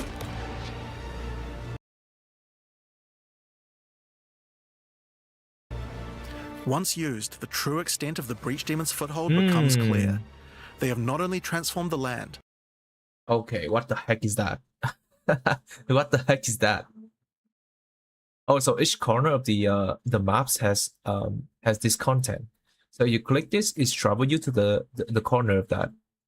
Like, can you overlay each you know, Can you put everything onto the same area so that you can have like, for example, you want to have like the rears and bridge on the same map, or you cannot do that anymore? but constructed huge sky hives as well. When you enter the outskirts of their realm, you will discover breach hives. Using the power of the Keepers of the Flame, these otherworldly structures can be burned away when walking through them. But for each one destroyed, more of the Hiveborn will attack when you attempt to purge the hive. This is POE1 League, but into a common and POE2, basically. These encounters are particularly rewarding for womb gifts, so you'll want to do as many of And run to a banded worm ships. these as you can. But your real goal are the sky hives deeper into the domain. These twisted creations are securing the demon's entry into our world. Bridge hive. Inside the very center are the Breach Lords Tool and Ash, and you will need to defeat them if you want to get rid of the foothold once and for all. Now, once you've completed the questline version, there is still more to do. You will find other breach domains on the Atlas randomly in your travels.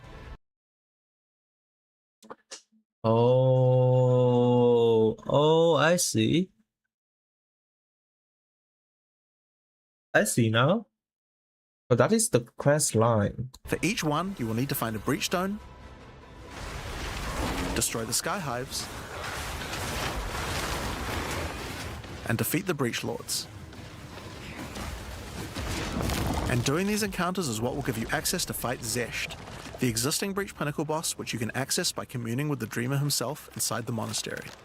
Oh, look at him. While completing the quest, Oh my god, that is so much bigger now. That is so much bigger now. We used to have 8 points and now it's 30. Great. What is that? 30 points? for breach, you will also be gaining points for the breach atlas tree. Oh my And god. there are a lot of cool new options here. Little bitch has 10% chance to add a hive. This node will cause breach hives to spawn outside of the hiveborn domains on the atlas. Yeah, the sushi content. Sushi is gonna spam cats in hive now. And this one will give Aelith additional abilities that you can use while attacking a hive. It is grand addition. Yeah, that's pretty bad. Number skill. Yeah, this is pretty bad. No one Like cares this about one, that. which causes all hiveborn in the next wave to be magic, drastically increasing their difficulty in exchange for way more items. Rune. Lineage support. Oh wow. Support Warcries cause Eye Crystal to explode. Supported Warcries donate your eyes fragment. 3 additional attacks if they destroy at least 5. There are also nodes that allow you to control your rewards, like this one, which adds a set of new lineage supports to the Marshal of Zesht. Or this one, which lets you control which womb gifts you will get. Okay, I'm going to go for Lavish for the currency for divine drop, right? There's also some nodes that affect the Genesis tree, like this one, which will cause Zesh to drop his head, which when returned to the Genesis tree will grow a grasping orchid on the side of it. You'll have to experiment to find out what this thing is good for. Putting rings on its fingers seems to make it happy. What? What the heck is that? What the heck is that? Find out what into the Genesis We allow you to return his head to the Genesis tree to unlock the grasping tree orchid. will grow a grasping orchid on the side of it. What the hell? You'll have to experiment to find out what this thing What the hell, man? What is that? is good for. Putting rings on its fingers seems to make it happy. Oh, happy? So putting rings on its fingers seems to The number increase here. You Make can it exchange something. But how many fingers does he has? So that's a rundown of what you can expect from the new Breach questline. There's a new stabilization mechanic for breaches, hive encounters, and hiveborn incursions on the Atlas.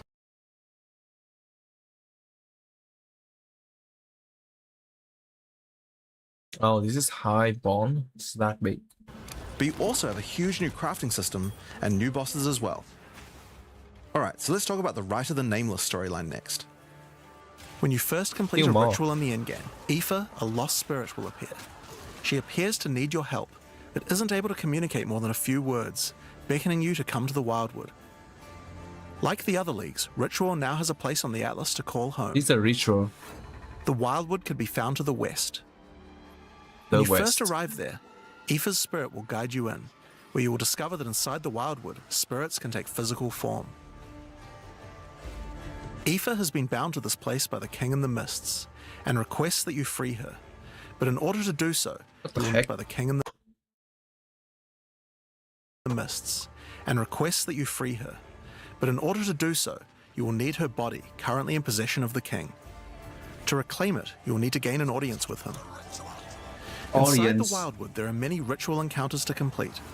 Like before, in each area, triggering rituals will resurrect the nearby bound monsters to attack you, and killing the monsters will give you tribute. Yes, In it's the same addition, thing. each ritual you do in the area will add the monsters from the previous ritual, making the encounters much more challenging the more rituals you complete. Nice. Once you've completed them, spend your tribute to get items. Yes. Now, an important change to the rewards of Ritual is that all the items in the reward window are now uniques or omens, making this league's rewards What? that Unique all or the what? items in the reward window are now uniques or omens. Almond. Wow. Yeah, because like no one cares about a rare inside of ritual, right? Making this league's rewards much more valuable than before. In order to gain an audience with the Nameless King, you need to sacrifice tribute to him. Any remaining tribute you don't spend can be Oh. sacrificed this way to fill up this bar. Makes sense. Makes sense. Once you have enough tribute Really for an good. audience, I like return this. to the Wildwood to divine his location with the Nameless Oh, look at her. Shrine. His location will be revealed deeper in the Wildwood, and you will need to make your way to him, kill him, I like this because now we're able to do ritual instead of map without like without getting slightly bored, right? Without like skipping it. So we're always gonna tribute to the boss arena. So we keep doing ritual if you see in maps, and then it's take us to the boss fight. Yeah. And we don't have to like if we don't care about the loot, we just ignore them. We just click the ritual, click the tribute, and then get and out. get Aoife's body. Oh my god. This looks so cool. Using her body, you can attempt to release her spirit, but this is when you learn about the true threat of the League. The Wildwood is built on top of an ancient prison. The King in the Mists didn't gain his power out of nowhere. He was granted it by an ancient being of darkness known as the Bodark, and the Nameless King's use of his power has been causing the prison to weaken. In order to prevent the Bodark from entering the world, a champion will need to enter its prison and beat him back, but those with a name are unable to survive there. In order to do so, you will need to transfer your name to another with a new mechanic in the Ritual League, the Rite of the Nameless. The rite will begin in a nearby forest. At first, it appears to be a regular ritual encounter, but that will soon change. The final ritual of the area will include the map boss, Rampage, and man. defeating him will give you a piece of the effigy onto which you will transfer your name. Oh, he missed. But the ritual is Doesn't still matter. not complete. Once the map boss is defeated, the Atlas will open, and you will need to pick another adjacent map to continue the ritual.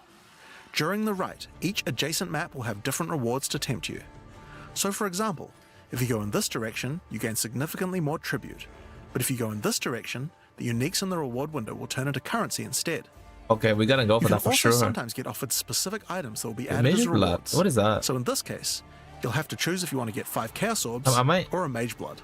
A difficult decision, I'm sure. Uh, Now, as this What? is one continuous ritual, wait, how's that difficult difficult? decision. That's a joke. But like, what is Mage Blood? What is Mage Blood here? Like, what is Mage Blood gonna do? Unless it's Mage Blood is in POE 1, it auto trigger every utility flask. But in POE 2, we don't have utility flask. Look at that. Is it gonna trigger the charm? Or like maybe it trigger the charm, always trigger the charm or something? I'm sure. Now, as this is one continuous ritual, the encounters in the next map won't start from scratch. They contain all the monsters that were gathered from the rituals of the previous map as well, making them harder and harder. And that includes the map boss too. You will need to defeat both map bosses in the final encounter for your next effigy piece. And it still doesn't end there. Pick another map, another reward, and add another map boss to continue until the ritual of the Nameless is complete. It will take 5 maps in all, and will be an incredible challenge. Oh my god, there's 5 bosses? But once complete, you can return to the Wildwood to perform the final rite. Transfer I your like name this. to the effigy, adorn the crown of the Nameless King, and enter the prison. Animation? Now, of course, once the Pinnacle boss is complete, the League doesn't end there. As you do rituals on the Atlas, you can continue to give tribute to the King in the Mists for another audience. Bro, you have to take that. Bro, like, what are you doing? You have to take that item. Why did you take that? Come on. Bro, like, you took that so you lose 1,000 Pick another tributes? forest to begin the rite of the Nameless. Oh, divine orb, finally. Oh, those, finally, we can see 1 divine orb. Once more, and this time with a harder Pinnacle boss and new unique items to find. Oh my, Of course, we've also significantly upgraded the Ritual Atlas tree. that's Get a points ritual? by completing maps in the Wildwood, and you'll be able to unlock some pretty cool nodes. Some of them affect the Chain. Rite of the Nameless, like this one, which extends its duration. You thought fighting 5 map bosses at once was hard? How about Come on, we have to fight 5 bosses in such a small area? Six. Are you kidding me? or this one, which makes maps Chance additional reward. during the Rite have more reward mods, often having 2. Modifier. You also have nodes It's that not allow getting things harder. to combine with other content, like this one, which gives Oh a my- chance for rituals to be created inside summoning circles, adding a random boss to the ritual encounter. Oh, nice. There is even a node which adds a new type of possible ritual, the Audience with the Queen, which causes the Bride of the King to sometimes appear. Okay, so that's ritual. But let's have a look at what this means for in-game content as a whole for Path of Exile 2.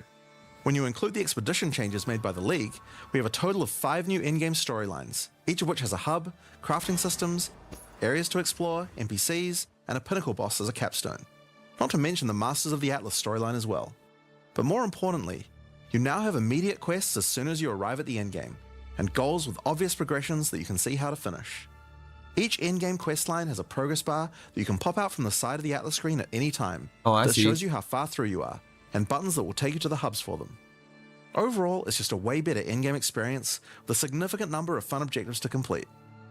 But just in case you didn't have enough goals, we did have one other thing that you might want to complete this league.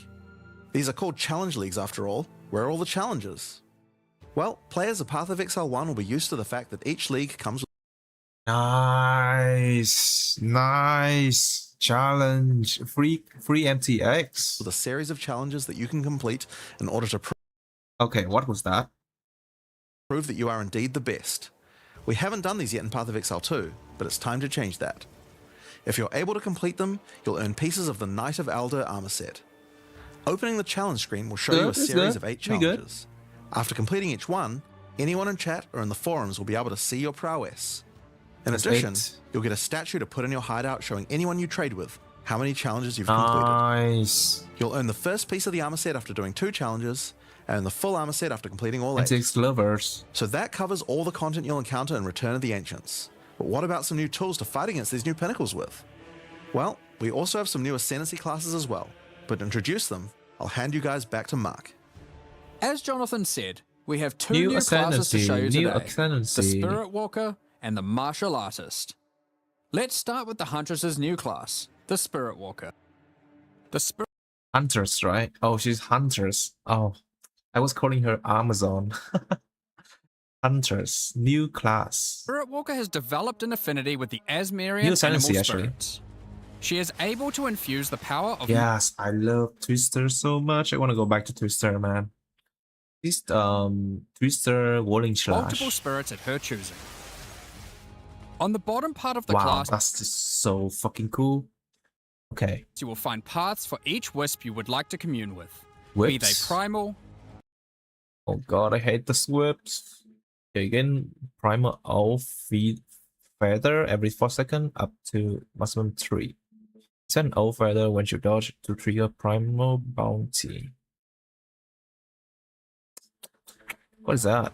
vivid, I hate the whips so much. Oh yeah, those are the whips. I see. Those are the whips. This is Stalker, this is the bear, this is the owl. I see now. Gain a Vivid Whips for every 20 meters you move. Up to 3 expand all Vivid Whips to trigger Vivid Stampede when you attack.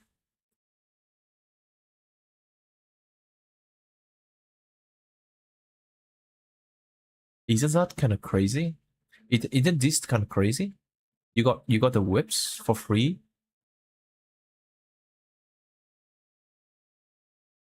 Oh no! It's just the activation for these skills. It's not the Or whips. wild. I see. A wild protector. Each one can give you different abilities that align with the stag, owl, or bear. Oh. Each ability gives you a method to become possessed by wisps of that type, and a new ability when you. Okay, you got possessed with that type. It's crazy. The stack is gonna be so crazy. Yeah, this is gonna be so strong. Okay, Vivid Stampede convert physical damage to lightning, shockwave, radius, stack leap 4 times. Is that what just happened? Spend them. The stag allows you to summon stampedes when you attack. The owl grants boons in the form of their feathers, which adds extra projectiles and enhances the projectile speed of your next skill. And the bear simply summons a giant bear companion to your side.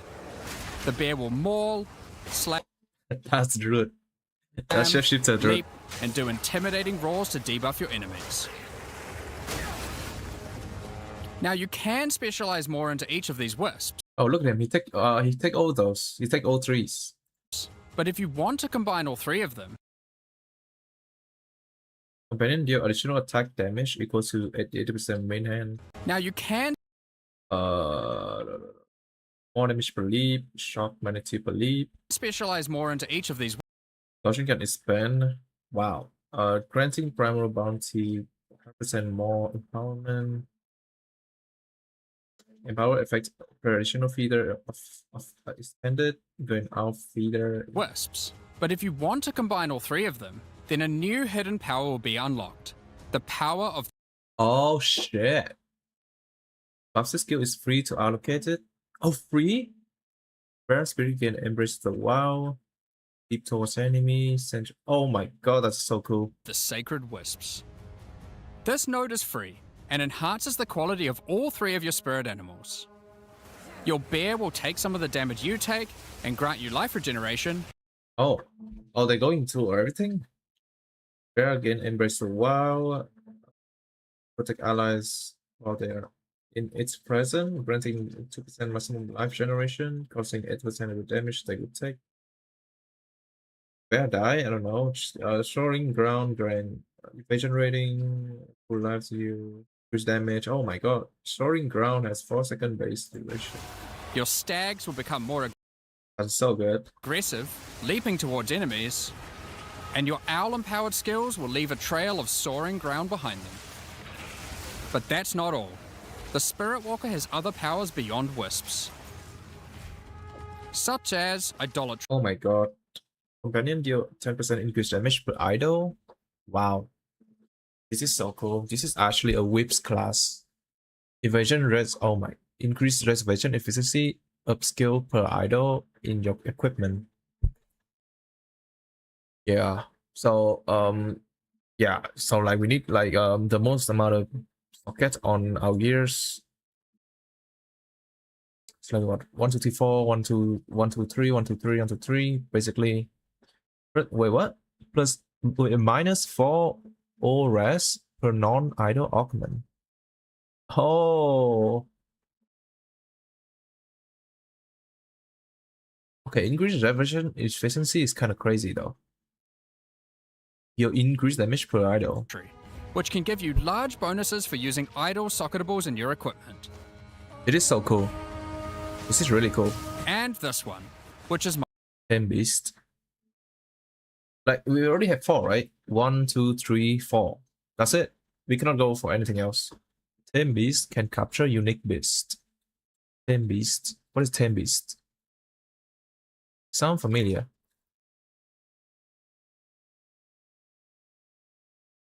Can I have up to 1 unique 10 beast? What is 10 beast? Oh, 10 beast is the spirit scale. Unique 10 beast have. Oh my god. You buff that beast. Possessed by a random spirit. Okay, this is kind of weak. Absolute favorite. The Spirit What? Walker having Your favorite? And this one, which is my absolute favorite. The Spirit Walker, having attuned herself with nature, can gain the ability to tame beast bosses, What? opening up a whole suite of very cool options for your build. Oh, can now capture unique beast? So that doesn't mean you can capture unique bosses. Oh my god. Wait, can I capture the fucking pinnacle bosses? Maybe you tame the mighty Silverfist in the jungle depths. Or maybe a three-headed chimeral beast in the chimeral wetlands. Okay. Okay. We want this. Yes. Yes.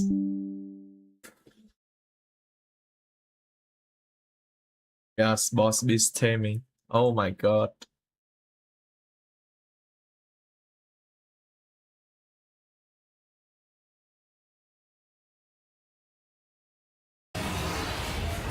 Or then there's a giant frozen owl beast, Rakar, the Frozen Talon.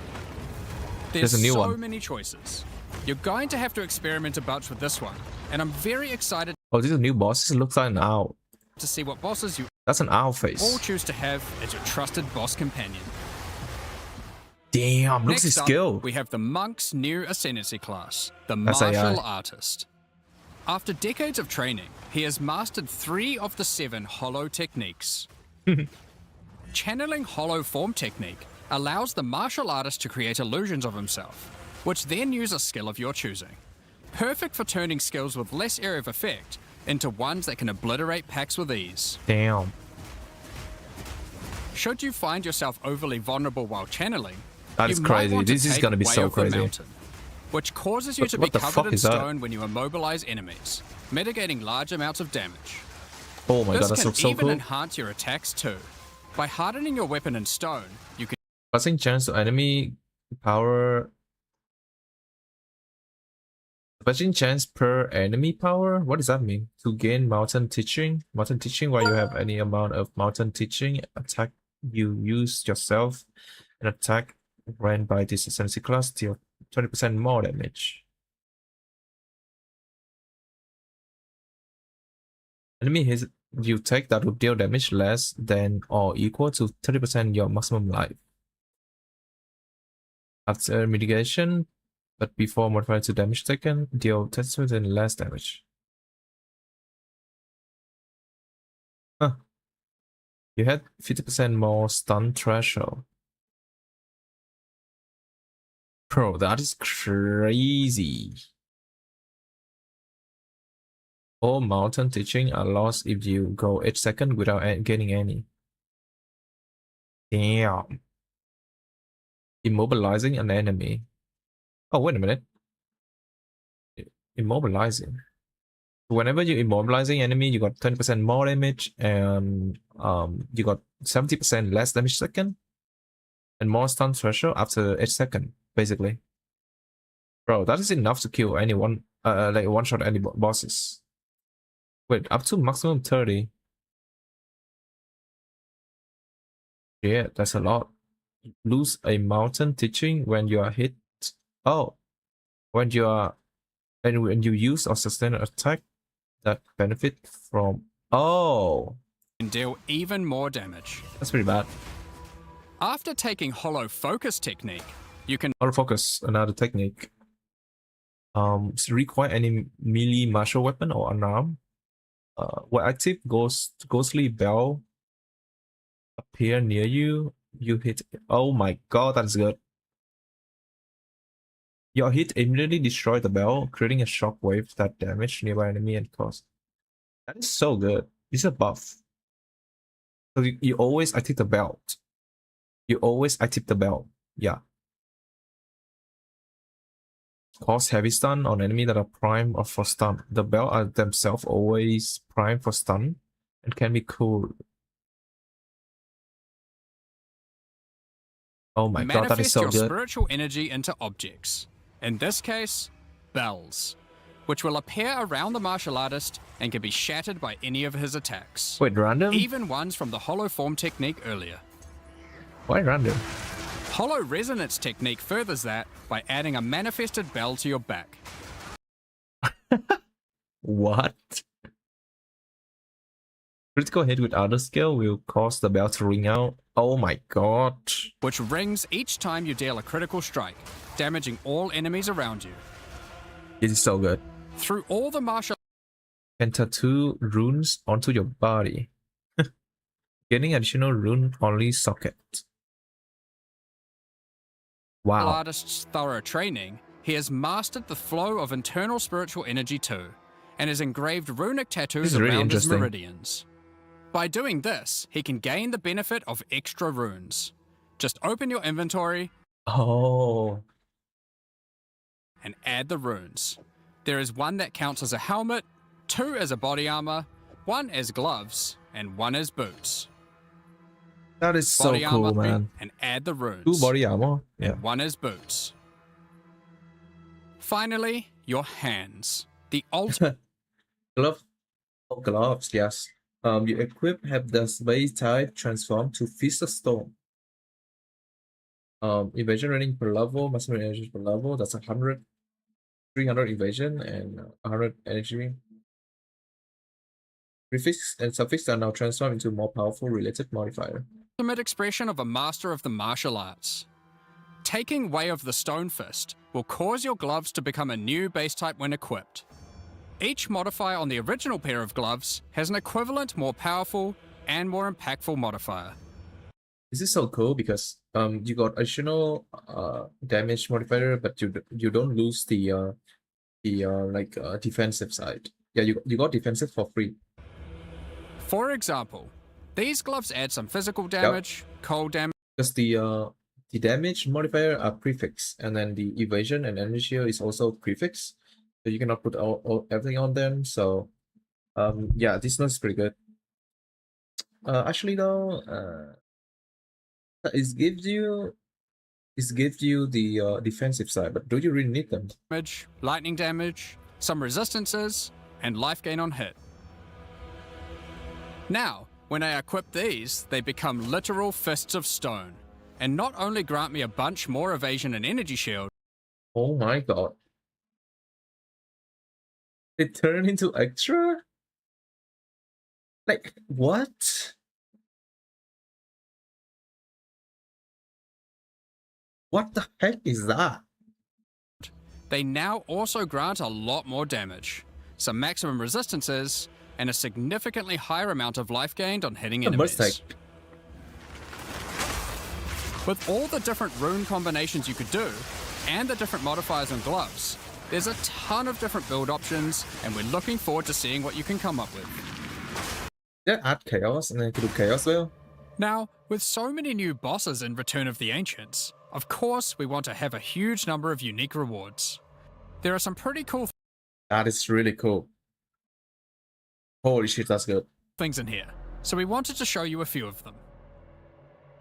Twisted Empyrean is a two-handed mace made from the purest of Verisium, combined with the beast's corruption. It converts all of your mace's skills fire damage to cold, and visually does so too, turning your volcanic fissures into glacial ones. This mace also comes with its own built-in skill, Starborn Onslaught. Using Glory, you can leap backwards, throwing your mace at the ground, creating Verisium fissures, before calling behind it a storm of cold metallic bolts from the stratosphere. Damn. Next, we have Eventide Petals. Eventide Petals. It is a amulet. Midnight Zenith. Rune Ward. Crit chance a lot. That's 40% a lot. In light radius is whatever. Ice crystals have 2% reduce maximum life for chorus. What? Why? So now you build around ES and Runic Ward? An amulet that not only grants Runic Ward, but also comes with its own reservations. Oh, it's a 40% maximum Runic Ward. An I see. amulet that not only grants Runic Ward, but also comes with its own reservation skill. Midnight Zenith. What active critical strike hit? Other skill that skill target. Or hit powerful target cause you to gain Arctic petals. Once you have enough Arctic petals, they will be consumed to create icy crystals near the most recent target. What the ice crystal do? The skill cannot cause meta skill to generate energy. Huh. Okay. You cannot gain Arctic petal from this skill. It's critical hit. Oh, so you cannot re-trigger it, basically.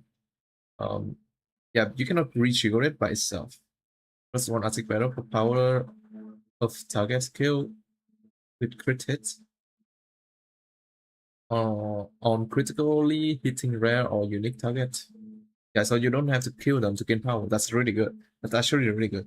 Put that to every skill that gain power. That is really good. Consume 10 Arctic petal to create 5 IC. Midnight Zenith. This skill causes your critical hits to grant Arctic petals that hover around you. Once you have acquired enough of these petals, they will be consumed, creating a floral ice crystal near an enemy. Then, destroy that crystal to do devastating cold damage to everything around it. So that's still a lot of damage, basically. The Raven's Flock is a staff perfect for minion characters. Not only does it grant spirit reservation efficiency and minion damage. Oh my god, that's a lot. That is a lot. Imagine this thing with the spirit bond thing. Oh no, with the hunters, right? The new hunters class. 115% increased damage. That's a lot. Speed, nice. Spiral conspiracy skills. Minion have chance to inflict grueling madness. I don't know what that is. Yeah, increased spirit reservation energy. Wow. It also allows your minions to inflict grueling madness on hit. What is that? Slowing enemies and making all other slows on them more powerful for maximum crowd control. Oh, slowing. That's not where this item shines though. It grants a skill called Spiraling Conspiracy. This skill causes a flock of ravens to circle you, dealing damage over time to anything near them. Killing enemies, or Whoa. just by standing near unique enemies, causes the flock to grow, getting larger and larger. What? Is that For a you cap? POE 1 players, you can think of this Righteous fire. just like a raven righteous fire. Yes. That's not all, however. These ravens are also minions, so they fully scale Oh my with god. minion damage and come with their own command skill, Mad Flight. Righteous fire. This Raven. command skill causes your flock to create a tunnel of deathly damage between a set of illusory mirrors. Bro, look at the damage.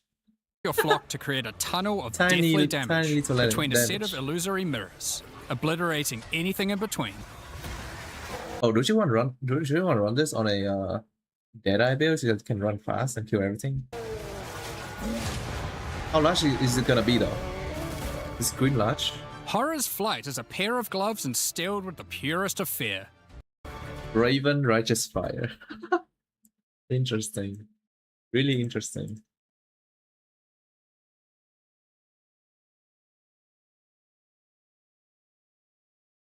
Raven Righteous Fire.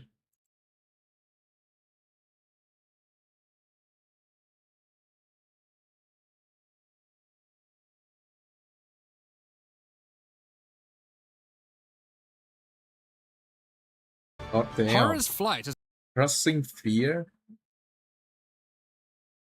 So many new items, man. Attack speed, chaos to attack a spirit trash. You can gain 1 fear incarnate when you cure a target. a pair of gloves instilled with the purest of fear. Equipping these causes your enemies to become terrified of you. These Each fear incarnate grant 10 increased calling strike threshold. Wow. Huh. Oh, maximum 10. So like 100%. gloves cause you to gain stacks of fear incarnate when Master you cull clearing. enemies. That's kind of cool. What is crushing fear? To aid in your culling, these gloves also come with the skill Crushing Fear. This is similar to the monk skill Killing Palm, except it deals chaos Oh, it's like curling strike. Curling palms, curling strike. So you kill them, you got the power charge. damage, and the amount of damage and area of effect scales drastically based Wow. on the power of the enemy. As you use this, gain your stacks of Fear Incarnate. which increases your culling threshold, meaning enemies become easier and easier to cull, even to the point of being able to instantly kill some monsters. Okay. This thing just increased the level of clearing speed for monk, like way faster. From full life.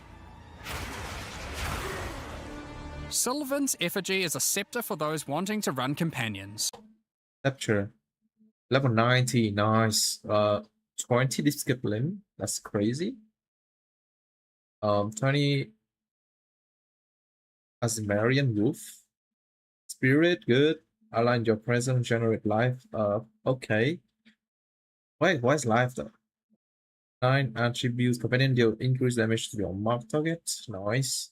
You can have any number of companion.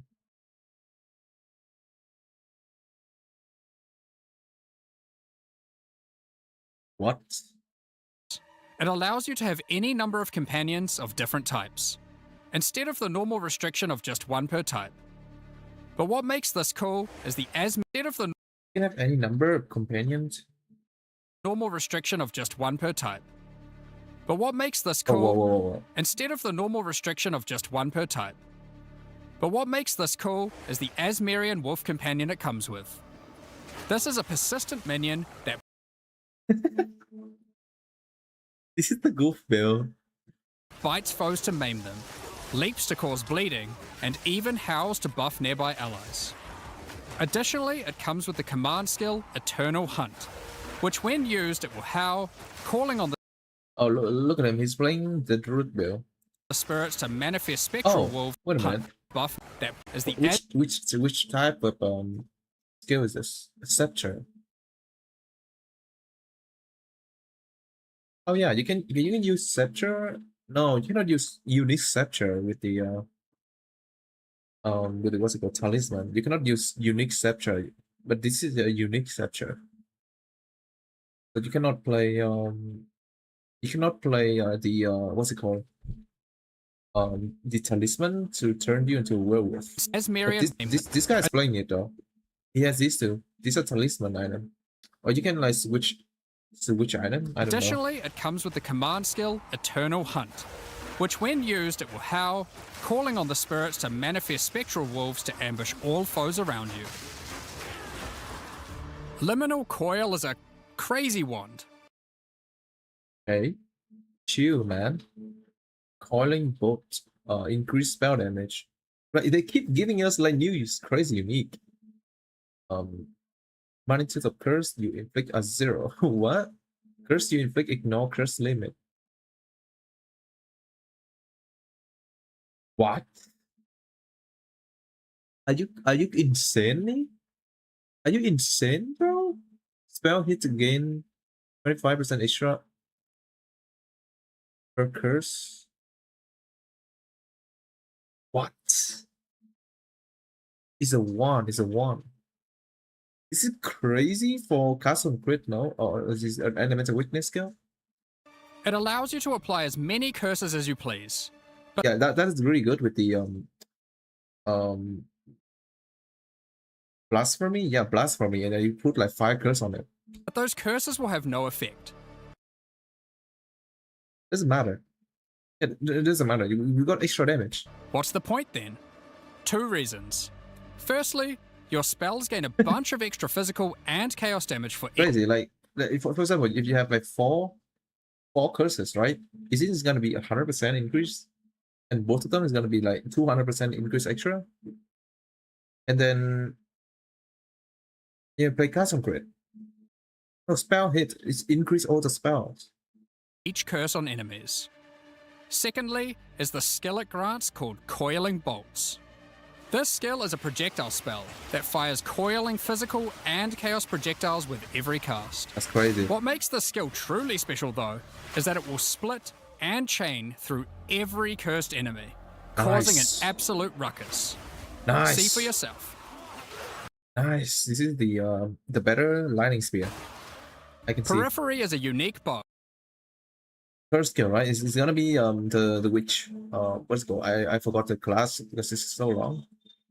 Yeah, it's gonna be the witch. Periphery of the Lich. Yeah, Lich. No, not Lich though. Is it Lich?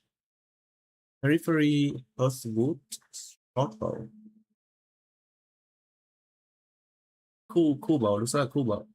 But yeah, of course it whips bow because it has the spirit wings. Asmarian swarms at fire, cold, lightning, attack speed. Is it level 90? Elemental damage from hit contribute to flammability, ignite, humanity.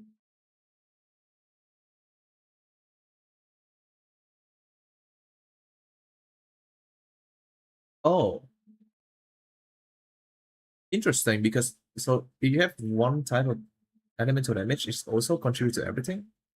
Kind of cool. which utilizes all the powers of the Asmarian spirits by dealing damage of all elements. And all elements can cause all ailments. The roll on it is kind of low. No, it's not that low. This is not that low. Decent. I think the highest amount lightning roll is like 200, right? It's 200, 180, 180. So it's half. So tier 3 or tier 4. The coolest thing about this bow, however, is the Asmarian Swarm skill. These are minions that are summoned when you kill enemies. You have to kill enemy? They will pursue all nearby enemies, damaging them and inflicting a debuff on them that boosts your elemental damage even further. Okay, nice. Watch That's as nice. you mow enemies down, and the swarms of Asmarian wisps aid you, melting enemies one screen at a time.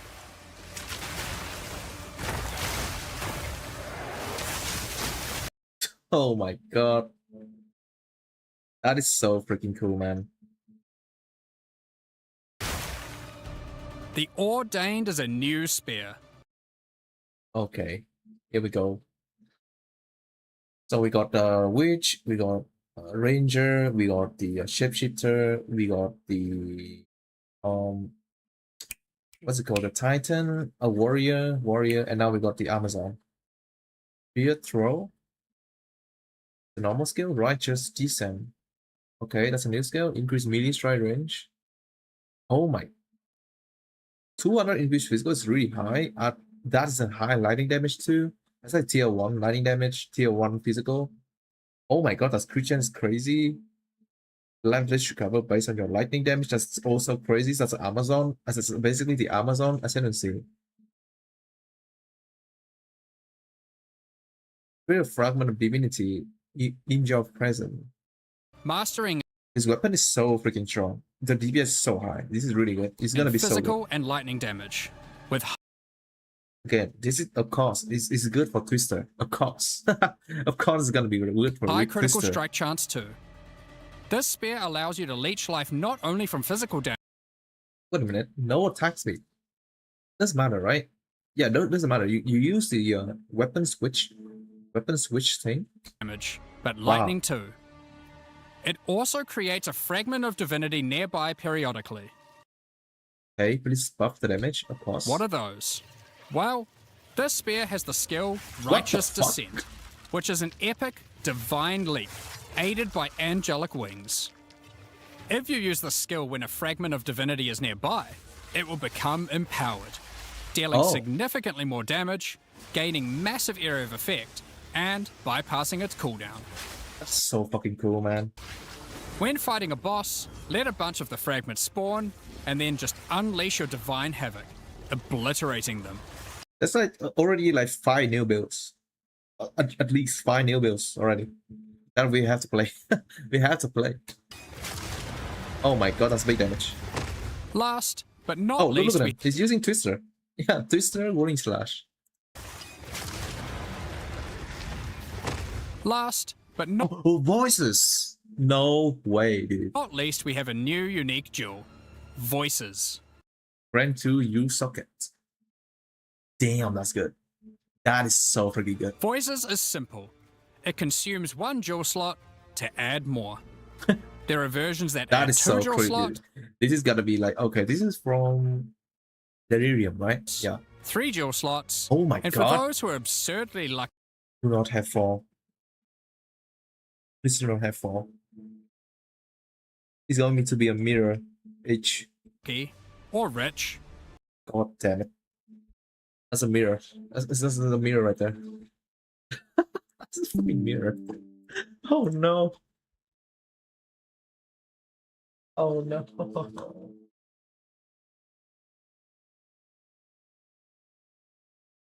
No. Oh no, One dude. with 4 dual slots. Equip it, and notice the slots appear next to your character's portrait in the center. Oh, that's really cool. That's actually really cool. And notice the or But we didn't rich, put it anywhere, right? one with 4 dual slots.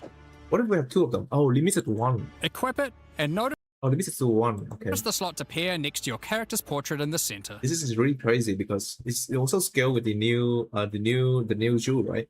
The new quality jewel. This is so good. Oh my god, look at that jewel. That jewel's In the perfect. center. Crit, recover, elemental AoE. Damn. Bro, okay. What about Adorn Jewel? Wait, is it buffed Adorn Jewel? One of the things we are concerned about is how Oh. long it takes for experienced players to replay through the game in each new league. Yes. As yes. we learn, Oh, come on, do something. Come on, man. Can you shorter the campaign? Shorter the campaign, please. from Path of Exile 1, one of the things that can really help is having elements in the campaign that tell you where to go. True, that's true. That is so true. In POE1, there's a road, there's some type of like hint, like there's a torch. You can follow the torch. You can follow this. You can follow this. It's gonna lead you to the next door. That's POE1. And then in POE2, we have to fucking go around the map and find every portal. So like, if they have this, it's gonna be so good. It's gonna be so fucking great. Also, though, I know a portion of people are using a map hack. They can see all the layouts, but yeah, this is gonna help the normal people like us. I will never use the map hack, but I know If some you know people do what that. to look for. We'll cover just one example per act for acts 1 to 3, but there are many more than just these. For example, Hunting Grounds in Act 1 is a large, sparse area, containing multiple entrances and landmark encounters. Yes, that's Here's true. an example of some of the changes we've made here. Finding the ritual encounter in this area isn't too difficult. Now, after completing it, a trail of locusts will lead to the entrance to Freythorn. Just follow it The boss. and find the source of the evil. You may also find corpses of dead animals, Yes, killed and pecked at by the crowbell. that's so cool. You'll notice a trail of blood leading away from them. Follow the trail, That's and so it will fucking lead cool. This is directly to the W. boss. This is the W for GG. We even put a signpost on the road to tell you which way to go to find Ogham Village. Nice. In Act 2, in the Mastodon Badlands, you need Yes, to this find is the like the Lightless worst. Caverns and track down the Abyssal. Now to make this quicker, Good. in the level you'll Good. find these cracks. Good. Just follow them, and it will take you right to their Good. lair, allowing you to find and unlock the Well of Souls. Thank God. In Act 3, the God jungle they know areas about have this. camps They of noticed explorers this. to sell you items. That's trick into campaign. To fasten the campaign. That's strict. That's in POE1. The whole like 10 fucking years. So they're doing the same in POE2. However, Nice. they are now even more useful. By talking to the explorers, they Is will that point NPC? towards the next area. Not only that, but it will Oh. also reveal it on the minimap, Oh, look at them. so you can know exactly where to go. Nice. These are just some examples. I hate this fucking map. You have to We find plan those to do things. more and more of these over time in order to streamline the experience. Thank you. Thank you for putting effort into this. Now, as this is an in-game expansion, it makes sense that we would work on Atlas QOL. We've Okay, quality of added a life. search box that updates live as you type. Have a specific map you want to run? Thank fucking God. Oh my God, they finally come up with this. Oh, thank God, man. Thank God. Now, they will be much easier to find. Thank God. If there are multiple maps, Now we can fucking find the What's it called? The maps will keep go? What? Yes? Hitting enter will move you from map to map. Now, making a character build in Path of Exile 2 can be pretty complex. Yes. And instead of designing a build yourself, many players enjoy following online build guides. Yes. We have a pretty awesome community that has built many tools over the years for designing builds. That's POE Ninja. But we wanted to improve the experience of following them. So, we are introducing a new build guide system directly into the game client. Like leaderboard. Here's how it works. Community creators who write build guides can now create a new file format, a Yes. build file. Good. Once downloaded, the builds appear in the in-game client, Damn. and selecting one will show you everything you need to know to make that build. So you can see all the passives you need to allocate, ascendancy points you This need is really to take, cool. skill gems you need to equip, I changed my mind. This is really bad. This is so bad. You have to like you have to look at everything. and recommendations for all the support gems you need to use as well. They're good. I mean, like it's all right. For items, the build designer can specify which Unique is pretty explosive. uniques to use in each slot, or if needed, just add some notes Oh, you put notes in there. This was live on this. Wow. to the item slot to say what kind of item you need. More works for us. In fact, build creators can add notes to just about Keep replacing your life last to any that recover more life than your current. any of these areas, allowing them to explain different trade-offs in context, or just give more info Imagine getting like a text as big as the whole about fucking how screen. these things should be used. So true. They can also give level ranges to each element, allowing recommendations to change over time. Great for builds that need to respec after Oh my god. they reach a certain level. Leveling bill. Now, So you reach a certain level and then it's just recommend different view part. all of this is written in a standardized build format that creators can use. Look at his face, so serious. And we imagine that a lot of community build tools will be updated to add support for this format. Now that we have trade market searching built into the in-game client, we have added the ability to price check items you can find more easily. Oh my god. Control-Alt-clicking an item will Control Alt click. now search for it on the trade market, showing you the current prices. For rare items, it's handy to exclude some mods, so we added the ability to enable and disable each mod so you can see what effect each one has on the price. The range as well. Wow.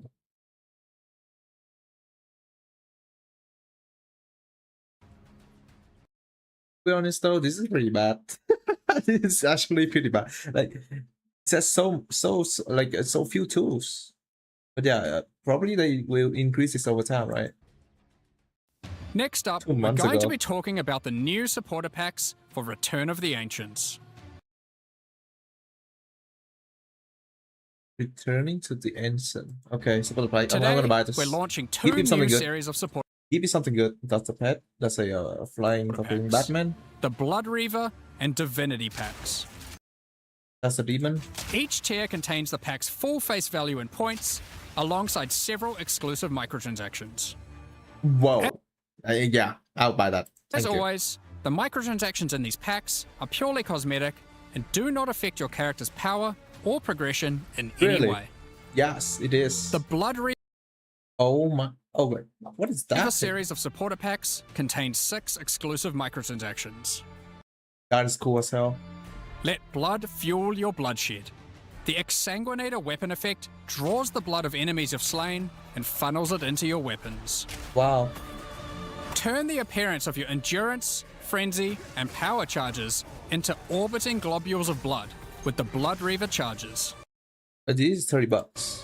While your charges are active, these blood orbs will grow in size when you absorb more blood from nearby enemies. There are options to have pure blood charges, or charges that still display which kind of charge they are at their core. Right? A taste for blood doesn't Bro, can you like... negate a taste for style. The Nice. elite Blood Yes, thank you. Reaver Thank you. armor features That's crimson exactly what I want. leathers and golden accents to set yourself apart from uncivilized leeches. It also features a back attachment fashioned out of the wing of a colossal bat. What? Alongside every Blood Reaver is their trusted gargoyle pet. In Okay. true gargoyle fashion, they take the form of a stone statue when you are idle, leaping into action when you're on the move again. What? What? Leaping into action when you're on the move again. You are idle. Oh. In true gargoyle fashion, they take the form of a stone statue when you are idle. Oh, I see. What pretty good cool. is immortality if you don't have a... $90. What good is immortality? Weapon effect. Blood Reaver charges. Elite Blood Reaver armor set. Blood Reaver goggle pet. Manual hideout. Servant of the manual merchant. Nice. Yeah, I have to buy this. There's a merchant. Mortality if you don't have a vast mansion to come home to at the end of the day. The Eternal Blood Reaver supporter pack contains the Blood Reaver Manor Hideout. What the fuck? The Eternal What Blood are they Reaver eating? supporter pack contains the What the hell, man? There's all the NPC around the fucking... Oh my god. Blood Reaver Manor Hideout. That's This crazy. exquisite two-story estate features Oh, an a piano. a Organ. grand dining table, Damn, that's crazy. and cages for your visitors. Oh, that is a merchant. Wait, is that defaulters? You can alter the walls to create as many or few rooms as you like. Last but not least, the Servant of the Manor, eternally bound to the Order of the Blood Reavers. This henchman will manage your store, so you can spend more time That's so ugly. Where's the spilling okay. blood. There's no identify items here? We won't disappoint you. But if we do, you've our permission to beat us most violently. Damn. The Divinity Pack series also contains Okay, there's 2 pack? Okay, I have to get this. This is so cool. 6 exclusive microtransactions. What is that? Is that the freaking woman with pregnant?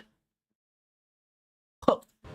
That's so Call on sick. Divinity to aid you in eluding enemy hits with the Divinity Dodge Roll effect. Yes, we have to buy this. As you sprint, Of course. actual Divine Lightning wings will form out of your back, leaving Yeah. a trail of radiance as you engage Yes. or escape from combat. Yes. For situations that are too dicey, call on the gods above to send down the Storm of Divinity Damn. to create That's a it. safe passage for you to retreat through. Bro. Adorn yourself with the Knight of Divinity armor set, Okay, why the armor sets look so a stupid? highly revered attire only bestowed to those deemed worthy for the divine cause. Did that just get bigger? Did he just get bigger or no? Divine just character. Did he just get bigger? Adorn yourself with the Knight of Divinity armor set, a highly revered attire only No, that's just another bestowed class. to those deemed worthy for the divine cause. Okay, this looks kind of...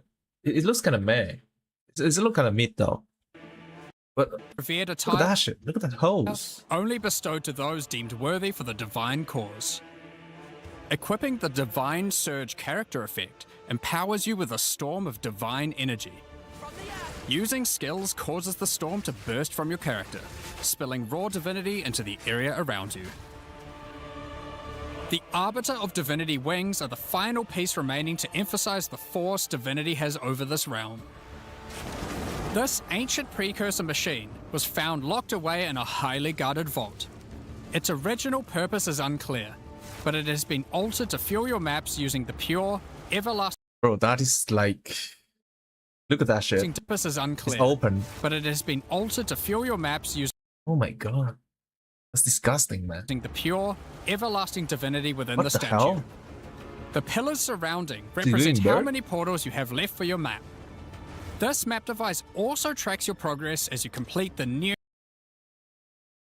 Origins of Divinity storyline, added this expansion. How about Red Fortress map? What if I hit 75? Additionally, all microtransactions from the supporter packs will be made available for use in Path of Exile 1. I like the effect and the portal, but I don't like this. I don't like armor set. I think this armor set is way better. Microtransactions Look at that. Look at those. A hen, and there's Enhar eating it. Oh my. from the supporter packs will be made available for use in Path of Exile 1. On release weekend, we will also be releasing the Return of the Ancients mystery box. Oh, now we got a mystery box? So that was a supporter pack, and now is a mystery box. Which will contain 2 armor sets, a set of map devices for your in-game adventures, a new will contain 2 armor sets. What happened there? A set of map devices. 1, 2, 3, 4, 5, 6, 7. 7 portal? Oh, wait. It's 6 portal, and then there's a place your we can in-game sit in? Oh, that's really nice. Adventures, a new tracking scroll that records the amount of currency you've gained from the currency exchange. Is that a flipping thing? or your shop, and much more, like a set of finisher effects and affinity stashes. And much more, like a set of finisher effects That's cool. and affinity stashes. Brick stash. That's not all, however. Whoa. Whoa, look at the old news, new catalyst for Jews. This is for Jews. It's just basically the same thing. Yeah, but just for Jews. That's Brickstone. That's a big thing. I don't know what that is. Oh, a mission thing? Worm Gyps. Okay, man. The Fragment Stash tab is finally coming to Path of Exile 2. Wait, we didn't have this? Looks like a lot of new maps. Look at that. Iridium, that's a boss thing. I thought... Oh, we already purchased this. And with it comes some tabception. Inside this one tab, there's a tab for your various boss key fragments. Yes. There's also a tab for all Tablet. your precursor tablets, with each type of tablet getting 6 tabs of storage. Finally, there's a tab for your Jin barriers and inscribed ultimatums, both of which get their own 6 tabs. That's a lot of tabs. So that's everything in 050. This is by far the biggest update we've ever made to POE 1 or 2. What's the New end game in-game though? storylines, Just mapping? pinnacle bosses, crafting systems, items, Yeah, this is really ascendancy big. classes, Actually and so good. much more. There's no duelist. Where's duelist and shadow? I thought there's gonna be duelist and shadow. Now, because this update contains so much in-game content, we're doing significantly more testing than usual. For that to happen, we're taking a little longer than usual between the announcement and the release. 20 days. 3 weeks. 2 Released in weeks. 3 weeks on May the Yeah. 29th, with the patch notes being released on the Friday before that, on May 21st. But there's just 21st. So there's a week for people to read the patch note? That's crazy. It's gonna be so, like, a lot of theory crafting. one more thing to talk about. Now that the endgame is up to scratch, we have to start talking about our plan for 1.0 release. Uh-oh. There's a big one. The feedback we've had during early access has been critical for making all the improvements that we'll be making to the game. At the same time, we had to create enough in-game content to make an RPG that can call itself a successor to Path of Exile 1. Well, with 050, we now believe we have reached that point. And so Yep. this is going to be the last full-size league during early access. Oh, wow. That's right. The next big update is going to be 1.0. Now, normally we would do our next big content release in August. How many years was But that? in the run-up to full release, our plans take a little longer on this one. As big as 050 is, 1.0 is even bigger. So we'll be launching 1.0 this year sometime after ExileCon. But that doesn't mean we won't be doing updates in the meantime. In this final phase, we have a lot of things to polish throughout the game and balance to improve. I'm sure there'll also be feedback about the new endgame that we need to incorporate too. It's The fine. difference Let's is the do one focus is in not going to be on between. adding more content like the previous updates. It's going to be on improving what we already have. But we still want to encourage people to try out all the balance changes and improvements that we're making. So we're going to be running a few that's a lot of event stuff. leagues during this phase alongside each update. What? Think making. So we're going to be running a few event leagues during this Event. Okay. phase alongside each update. Think remixes of existing mechanics or features. And speaking of ExileCon, don't forget to pencil ExileCon? it in on the weekend of November the 7th in New Zealand. November the 2nd. So the 1.0 is gonna be around like November or December, right? It's gonna be at Christmas Eve. ExileCon is a gathering of our players and a chance for us to showcase Wow. everything we'll be working on for both Path of Exile 1 and 2. And this one will be particularly important for us, since we finally get to unveil some of the coolest content that we'll be working on for particularly important for us. Bro, he's since so we tall. finally get to unveil some of the coolest content that we've been working on for a while now with Act 5 and 6. Tickets for the in-person event are currently sold out. Ticket? Oh no, I know. I want to But come don't to worry, here. all the Auction. announcements and talks are going to be streamed online for all of you to watch. Wow. Insane. Yeah, that's everything.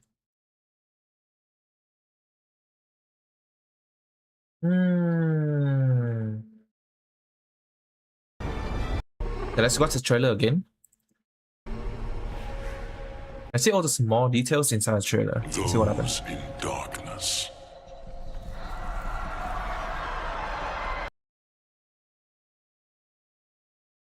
What are those? Once lay dormant. Now return. Here's the world. What's inside the world though?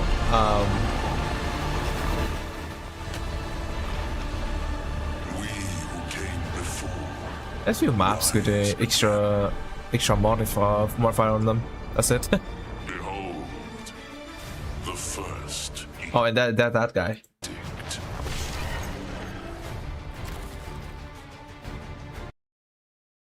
edict. Yeah. There's bosses in here. True.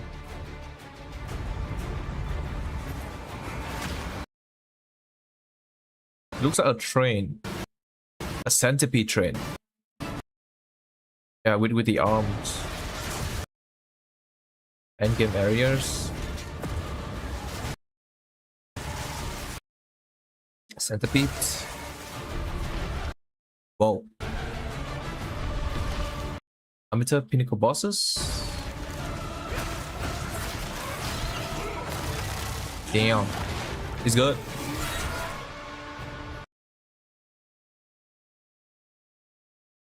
Endgame quest.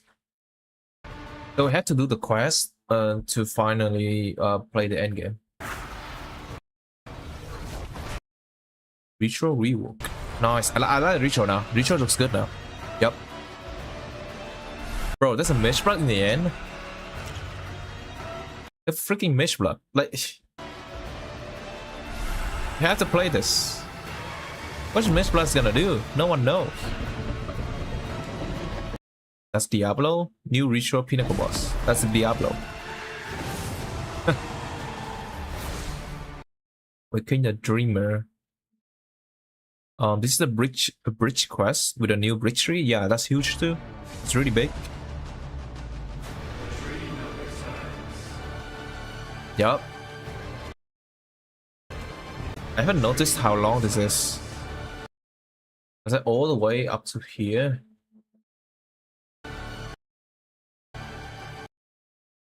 Yeah. That's a lot. There's a worm. Bridge rework. This is the Hive from POE 1. That's the new bosses in POE 1. It's already in POE 1.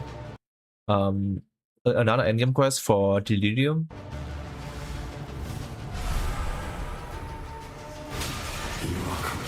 Yeah, Delirium is really good now due to the distill oil.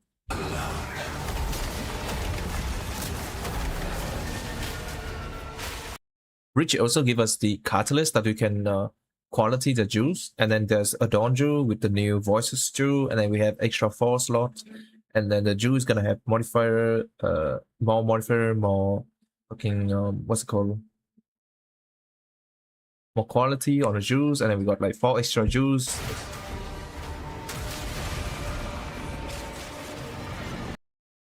Delirium Pinnacle bosses. Yeah, the build in this lane is gonna be so juicy because of Adonju, and then because of Adonju, and then people's gonna do more what's it called? People's gonna do more.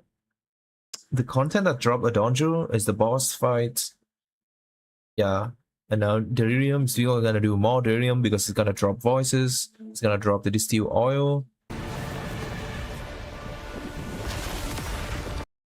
The rune is okay. This rune is kind of boring actually, but it's basically give us a lot of crafting system, and then we can do the rune within the what's it called within the ritual. We can do the rune within rituals to get extra bosses and stuff, which is basically just give more crafting stuff. Yeah, this rune is kind of boring. To be honest, it's kind of boring. Compared to other content, Golden skills, some of them are cool, I suppose. Centipede bosses, especially boss is kind of boring. But to be honest, it's just making me hate the expedition even more, because one of the worst thing about expedition is we cannot one shot the mobs. We have to kill based on their percentage HP. And now with these bosses, we can't even kill them. We have to kill the centipede around them before we can do damage on them, which is also I hate this kind of shit. This will block our damage. No, expedition has nothing to be reworked. It's the same fucking thing. We have to place the thing. It's just giving us a bunch more bosses. That's it. Expedition is really like I hate this shit. Yeah, it's just giving us a bunch of more bosses. It's for the ocean. Like I really don't know. This ocean is kind of meh. Like I don't know how. Like I don't get how this is connected to other content. If we can connect it every content together, it should be good, right? So that the ocean is this ocean is depart from the Citadel and other content. I don't really know.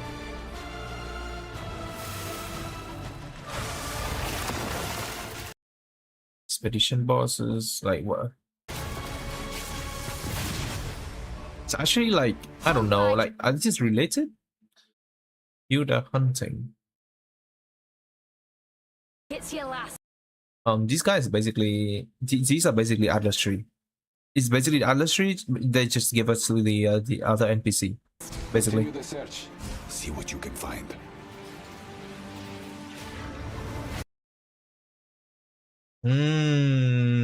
Val Temple. Oh, we're gonna rush to the Val Temple for sure. We're just gonna stay inside the Val Temple forever. We don't care about any Atlas. We don't care about any Pinnacle boss. We're just gonna stay inside of Val Temple and farm 3,000 fucking Divine in day 1, and then we're gonna have infinite gears.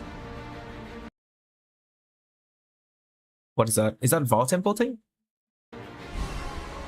Oh, they didn't talk about the Val Temple. Wonder what that yeah, they didn't talk about Val Temple at all.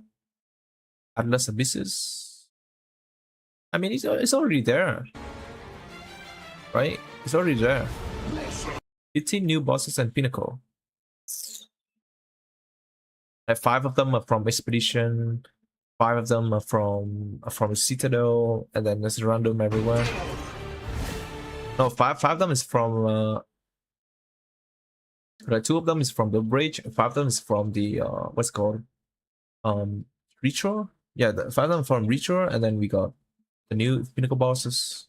So that's 15. I just hate the Expedition so much. This is the Derridias with the color, the gray color. Atlas Passageway is now pretty cool. We can take everything. Of course, it's gonna be confused. Yeah, basically you can take everything here. Crafting system. The rune thing, I hate this. I hate that. But yeah, we had to live with that. It's giving us random modifier to the gears. But yeah, it's just random, so this is so hard to get control with. Spirit Walker, is it good? I think they are really cool, but I think they're really cool, but is it better than other classes? I don't really know. I think we need the spear, the really special spear to be able to make this work. Yeah. How are we gonna get that spear? I don't know. Is this strong? It's like we can only do this when we have the ascendancy, when we have at least 6 ascendancy, right?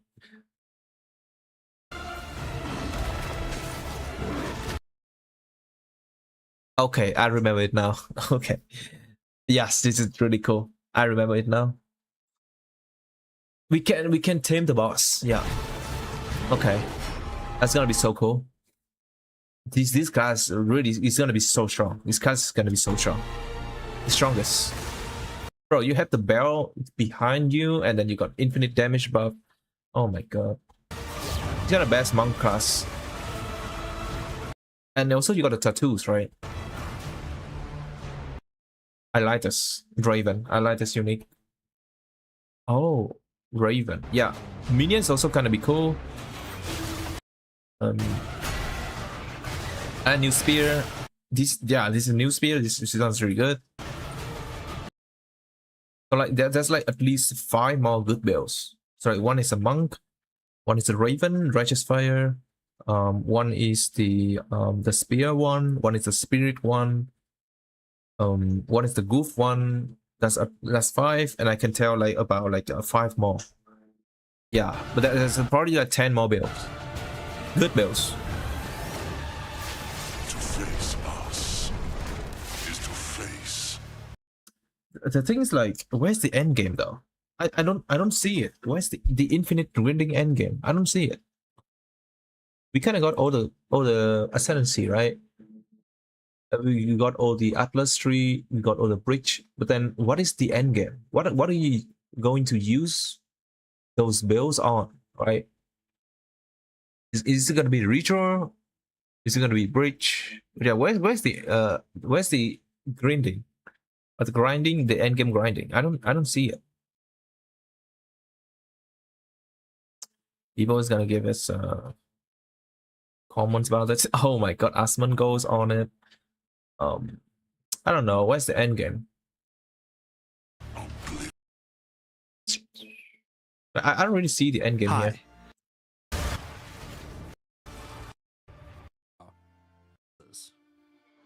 In the runes of home, and The rune, this rune is kind of boring, right? introduces a fused with some martially inclined. Just drop you a bunch of currency and then runes. That's it. There's no end game to it. I mean, you can buff the monster around it, but yeah, that's it, right? It's gonna give you a bunch of rune, a skill point, and a skill uncast gem and shit. I think the base game is good. The base game is gonna be good because you gotta grind all the quest line, so the base game is good. But then what about the end game though? Where's the end game? The base game is good. This is the base game. The build is the base game. These craftings, whatever, like it's so random.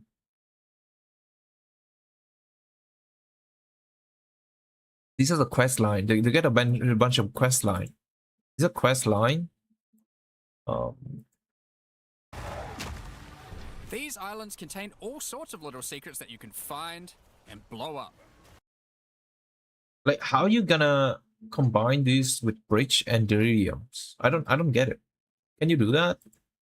Drinker. Or like you have to do each content. One into the ocean nearby. Suggests that the house. But one thing you should know is that the vericium that makes up the core of the meteor is of a quality that is. It's a lot of animation and new boss and new fights. Bringing Yes. this to Pharaoh types and over 30 new runes, tons of new islands to discover. It's just maps, right? It's just maps. It's just going around. By exploring the ocean. Then while you're exploring the ocean, right? You're gonna miss out on the delirium. You're gonna miss out on the bridge.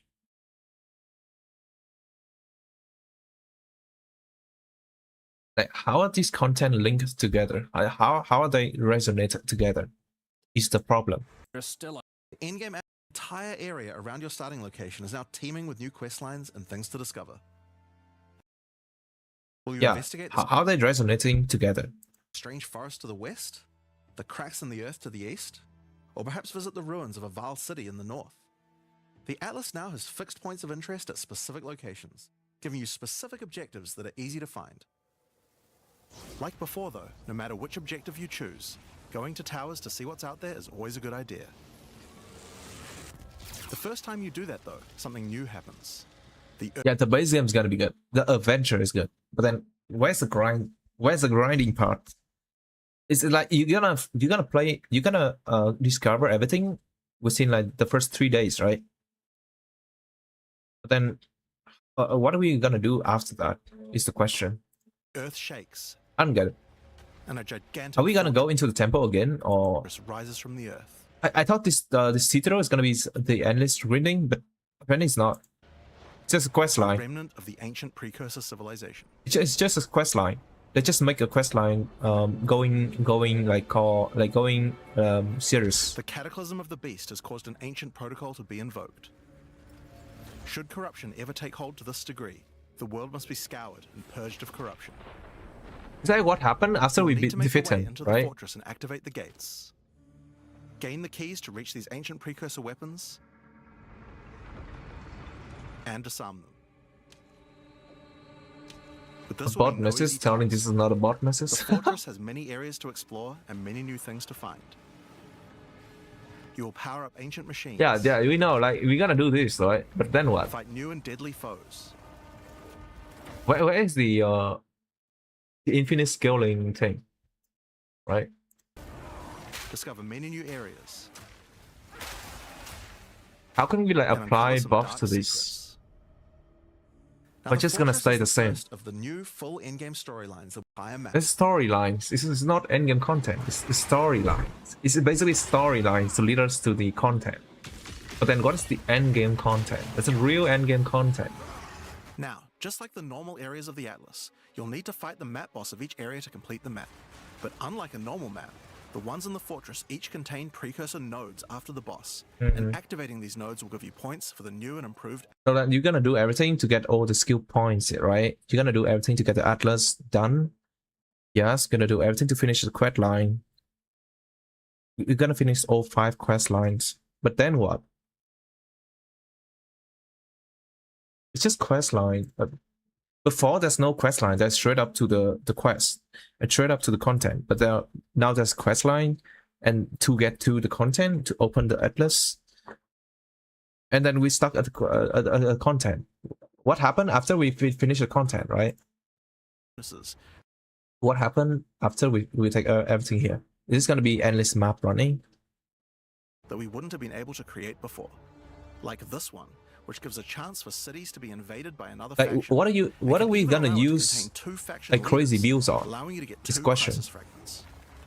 If we'd done this kind of thing in the old tree, we would have wanted to spec into it before running a city map, then unspec out of it before I think there's a lot to play at the first week, like first 7 days. But after that, I don't know. running anything else. Everyone will get No, they are talking about the end game. They talk everything about the huge Now, I end could game. probably nerd out about cool stuff in the But tree it's just all day. quest lines. We should probably get It's just a back to the quest. You fortress. just do the quest Now, to it. One of the That's it. really important things we wanted to do was make it so that all the boss fights in the endgame are now accessible with a quest line. That means that quest to line. fight the Arbiter of Ash for the first time, you don't need to get lucky by finding keys. They will be in fixed locations and there's a quest to get them. But the Arbiter of Ash is no longer the pinnacle of Path of Exile 2. For that, you'll need to travel into the very center of the fortress. An incredible challenge awaits you should you choose to go there. This is a quest line. After the storyline, you still unlock keys for pinnacle bosses in the usual way, exploring the world and finding the keys required to get to them. But we have added a lot more interesting things to find out there as well. There are now all sorts of Yeah, this is the end game. Let's just talk about the end game. So after we finish the quest line, this is still gonna be Citadel bosses, and we have to defeat the Citadel bosses, so we'll get the keys, right? The same thing. Summoning circle always summon an additional boss. So now there's this random shit in all of the maps. Mechanics that can spawn on maps in the wilderness. For example, some maps might Hey, what's the point of doing this? Because if you don't do that map, it's gonna give us more reward, right? That's it. spawn as a rogue exile hunting ground, containing multiple rogue exiles who are there to hunt rare beasts. You might come upon them in the middle of a fight and be able to take out both of them. Or a map of champions that makes all the natural inhabitants of the area into magic monsters. It's random shit on the maps.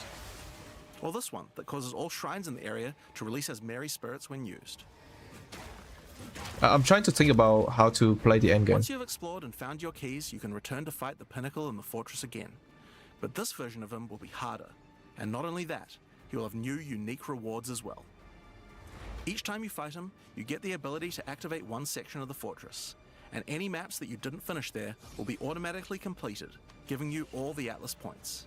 So if you're What? the type of player who doesn't want to explore the fortress, and instead just race out into the infinite Atlas, you still have a way to get all those points. Oh, So that's the Origins of Divinity storyline. yeah. So like basically, if we do this, we got the Atlas You point. still have a way to get all those points. So This thing that's give Atlas the point. Origins of Divinity storyline. It's a huge amount of new content with a ton of new areas, 5 new bosses, including a pinnacle, with a bunch of new unique items. But not only that, it also I still completely cannot find revamps the the endgame Atlas loop. tree, and includes a ton of new map mechanics that you can find both inside and outside the fortress. But So this there's is just new one of the mechanics and storylines. quest line. So let's talk about the next one now, Masters of the Atlas. Now, earlier we talked about how the multi-choice nodes in the tree allow you to still have an in-game Atlas build. Skill The of Atlas. Jin, Jacob. And for each one you recover, he will gain more trust in you and take a chance for It's rare quest unique line again. chests. Or make it so that all map bosses drop an additional unique item. Yeah, it's for Or farming. make corrupted waystones have an additional modifier. You choose how you lead creatures around Rayclass and harvest this one, which adds makes as merry. You might notice that many of the effects on these are both upsides and downsides, so they always drop depending on what you're doing. As you unlock each master, they will appear on the side of the Yeah, it's screen. just a game. Simply click whichever one you want to use to run the map, and all the bonuses you have selected for that master This is will be not good activated. enough, I think. This allows you to have a few different strategies that you can quickly pick between. It's depending on missing what the you're running at the grinding. moment. Now, one We thing get- that's been we're probably pretty gonna finish obvious is all the this in-game leagues we in created like a when day, launching early access you in know? 010 were not really up to the standard of the leagues we did since then. Fate of the Vaal and Rise of the Abyssal just have a lot more going on than Delirium or Expedition, for example. We wanted to do a serious upgrade to all of these mechanics before we do our 1.0 release, and so that's what we've done. All I four see. So they just want to upgrade the content, and there's not really a like a infinite grinding like Fate of the Vow. Not like Vow Temple. There's no more like grinding for now until the 1.0. Is what he just said. of the leagues we launched in early access have been upgraded with not only new quest lines, but new mechanics, So this league is all about the upgrading. new crafting systems, new uniques, and new pinnacle bosses. Yeah. One of the really important changes we made to all the leagues is that you can now find them on the Atlas in specific locations, and each one I can watch the I can watch an interview after this. Yeah. has a quest line that will lead you there to being able to complete the league, along with its Atlas tree and its pinnacle boss. This is true even for the leagues that we didn't do major redesigns to. So let's use Abyss as an example. When you first encounter one in the endgame, you'll get a quest that leads you to the east, where you will find these mega abyss cracks in the earth leading away from the Well of Souls. All the maps along the cracks will contain abysses with special properties, and mapping along these cracks will It's like close board the Atlas games. scale abysses, giving you points for the It looks like Abyss Atlas board tree. games. At the end of each Atlas Abyss, you'll find an Abyssal Depths, with the boss fight for one of the Abyssal factions. I like how it always doing maps and it leads to the boss. Yeah, so like Bridge does it, Delirium does it, and now Abyss does it, and also the Ritual also does it, right? Guaranteed way to fight them. I like how it After did it. completing all three, you'll get a key for the Well of Souls, allowing you to fight the Vessel of Kulamak. This kind of thing makes an in-game league so much more friendly for new players, giving people obvious goals and a guided experience to complete. Yeah, it's giving goals. It's giving goals. Alright, so let's talk about the first of the upgraded leagues, Delirium, and its new storyline, The Hare and the Raven. Yeah. I see. So like we had to do quests. We had to do it again to get to the bosses. we cannot just simply just use a fragment and then just instant go to the boss fight, right? Like the old Citadel where we have to find the keys. Yeah, makes sense though. Makes sense though. So every time we want to fight a boss and we're gonna get to the boss, we have to do the quest line thing. I think except for Bridget though. I like it. I think this is good. There's quest line. Also there's you have to grind to do that, right? Tour League, the right of the nameless. See your prowess. Game. And goals with obvious progressions that you can see how to finish. Each in-game questline has a progress bar that you Yeah, so basically what we have to do. I'm just saying about like what are we going to do after we finish everything? can Basically. pop out from the side of the Atlas screen at any time. Just the This game is shows you how decided. far through you are, and buttons that will Challenge. take you to the hubs for them. Overall, it's just a way better in-game experience with a significant number of fun objectives to complete. But just in case you didn't have enough goals, He's just talking about it. we did have one other thing that you might want to complete this league. These are called Yeah, so like there's goal. There's no endless grinding anymore. There's just goals. And when we finish those goals, we can do something else. Yeah, we don't have to play the game anymore. challenge leagues after all. Where are all the challenges? Well, players of Path of Exile 1 will be used to the fact that each league comes with a series of challenges that you can complete in order to prove that you are indeed the best. We're gonna get to that. We haven't done these yet in Path of Exile 2, but it's time to change that. Return of the Ancients. But what about some new tools to fight against these new pinnacles with? Well, we also have some new Ascendancy classes as well, but to introduce them, I'll hand you guys back to Mark. This is gonna talk about the ascendancies and the new items, new unique. 2 can be pretty complex. And instead of And a new build guide. the Blood Reaver series of supporter packs contains 6 And you go After straight they up to reach the a supporter certain pack, and that's just a league. community build tools will be updated to add support for this format. Now that we have trade market searching built into the Watch the interview.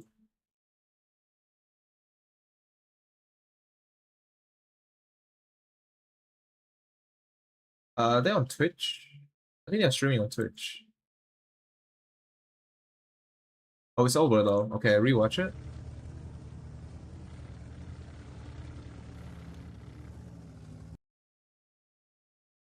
Wait a minute.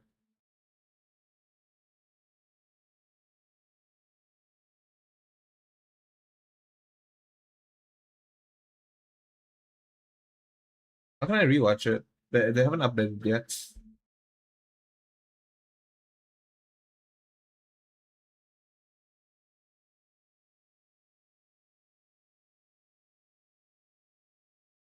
Is it here?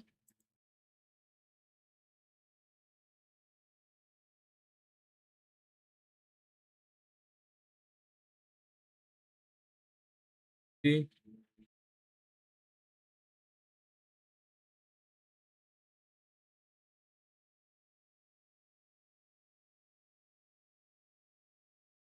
Oh, I see. It's here.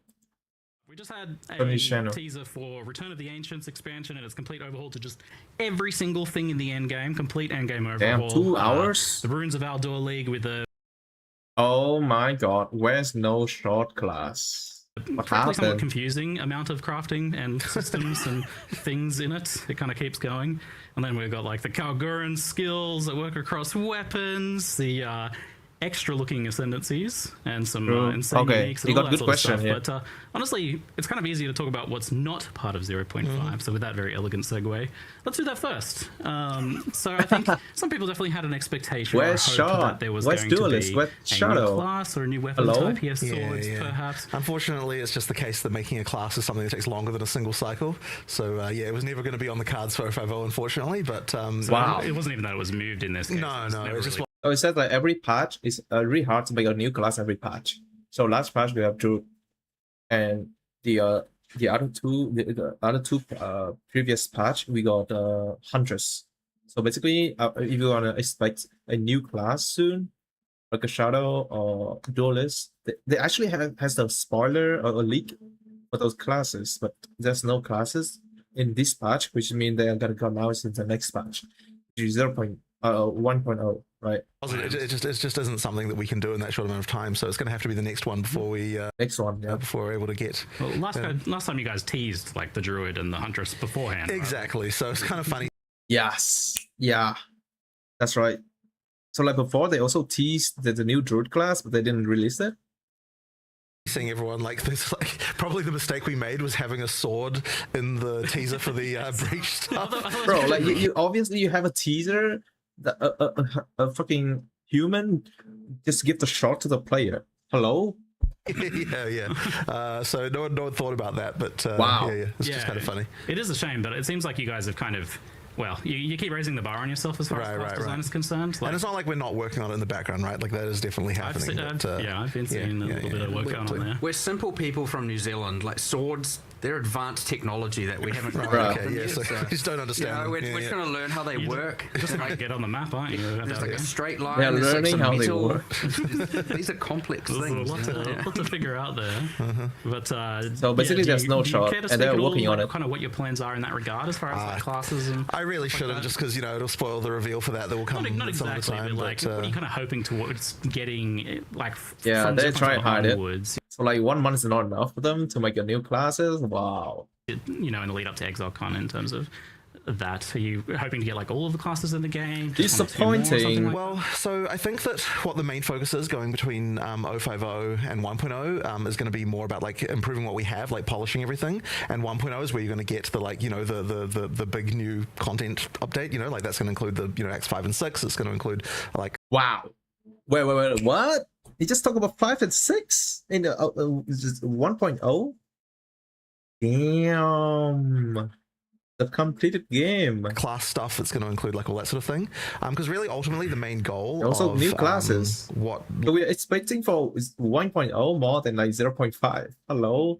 0.5 is like a middle bench patch.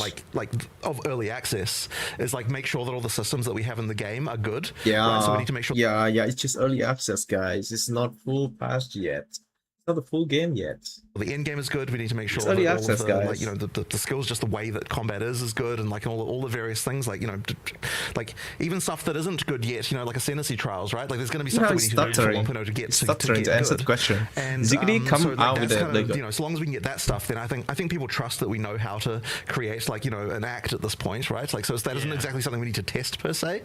So really what we need to do now is like assuming that people are happy with the end game that we've released. That will mean that we've kind of checked all the boxes of stuff that we need to know, and bro, he's panicking. He's trying to redirect the question so that people would like understand his situation. But no, it's pretty much just going mad, I think. Yeah, there's still stuff that we need to improve, and like that'll happen between 050 and 1.0. But like that's the main thing we need to be sure people of. expecting mixing, now right? We can get the big update, the ridiculous update that is 1.0. Wow, ready. Bro, like, oh my. They are talking about like it's 0.5 is their biggest update, and now they're saying that 1.0 is even bigger. What is this? Are we getting scam or what? I heard you mentioning that recently as well, that you don't feel like you really need to get the last act in for testing. No. I mean, like, wow, we know how to do that. It's wow, we know how to do that. Wow. Look at that.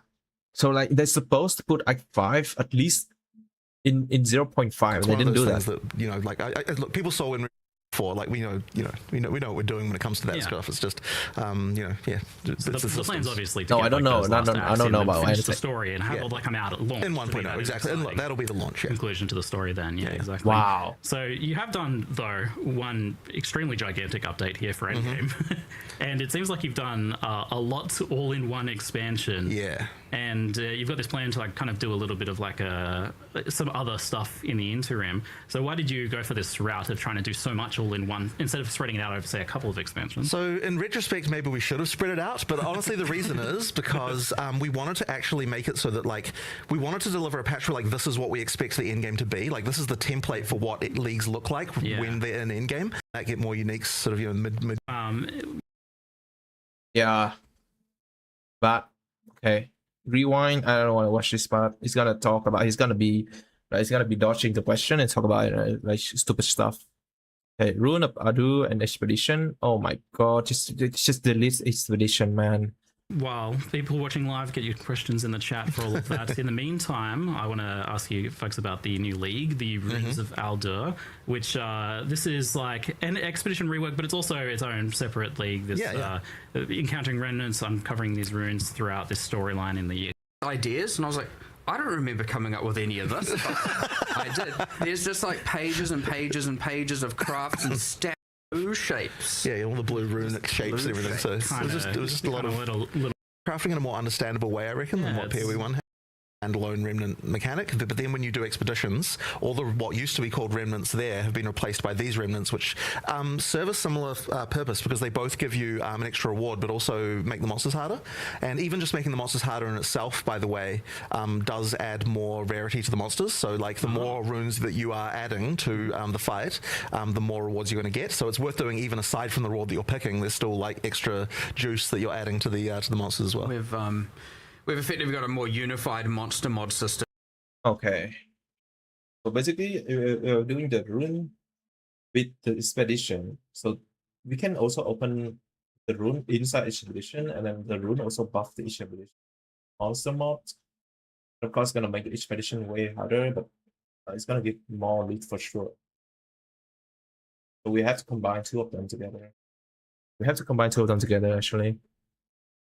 Basically got more loot, and the monster also get bigger, and we also get the rune. We get the rune reward as well when we're doing expedition. So basically, expedition is the same, but we have the rune on it, and then it buffs the expedition, of course. And then our build is so weak, we cannot do it. So we have to find a really good build, right, to do that. And we basically got more rewarding, including the rune reward. The rune reward, and then we got more reward from expedition because the loot from expedition is bigger. So basically, what we need to do is expedition and the league mechanic is link them together, right? Now, and so it'll be okay in the next part of the expedition. Yeah, but Gonna talk about some shit cheaper or something than the. So you can, if you want to get away from it being hybrid, and like that's just one example. Yeah, I get it. I get the idea. I just skip to the next question. The thing is, you can of course see the outcome before you do it. You can. With these you can see the loot. Okay, yeah. I just want to skip to the next question because that's basically how it works. So, plus skills is often brought up. Skill level and rarity to be nerfed. It's something What is that that? has a very high level of impact on your gearing choices and can feel a bit restrictive as just because it's so much stronger. Yeah, we have to give up some power on the gears, and then we have to take the rarity on the gears. Like, what are we gonna do with that, right? Okay, this is a really good question. I like this. We did have a big conversation about that. I can't remember what we finally decided on there. Yeah, it's one of those dexterity-like conversations. Yeah. I just hope that we can just remove all the rarity on the gears, and then the rarity should be on the the maps and the atlas instead of the gears, right? We don't want any rarity on the gears, just like POE 1. Because now we have to decide which one is the Exodia item. Is this gonna be the rarity gears, the gear with rarity mod on it, or it's gonna be the gears with like power on it, right? Because when we're doing the end game build, if the gear doesn't have rarity, it doesn't call an end game build, right? Or the end game build that doesn't have rarity, it doesn't call an end game build. Like, what's the point? I think we it's so are confusing. trimming a few levels off the top. Yeah, that's right. And, or more so, Yeah. more so, we're trimming some off the top and moving some of it up so that there's still a high level mod. But doing that for the weapon mods. But like, there's more to do here, for sure. I would say that given the like this league in particular, like I remember we started it and we were like, here's all the things that we've discussed we need to fix, we need to do all this, and then it was like, okay, the worst thing about POE 2 is probably having rarity on gears is first, but the second one is fucking party play. I hate party play.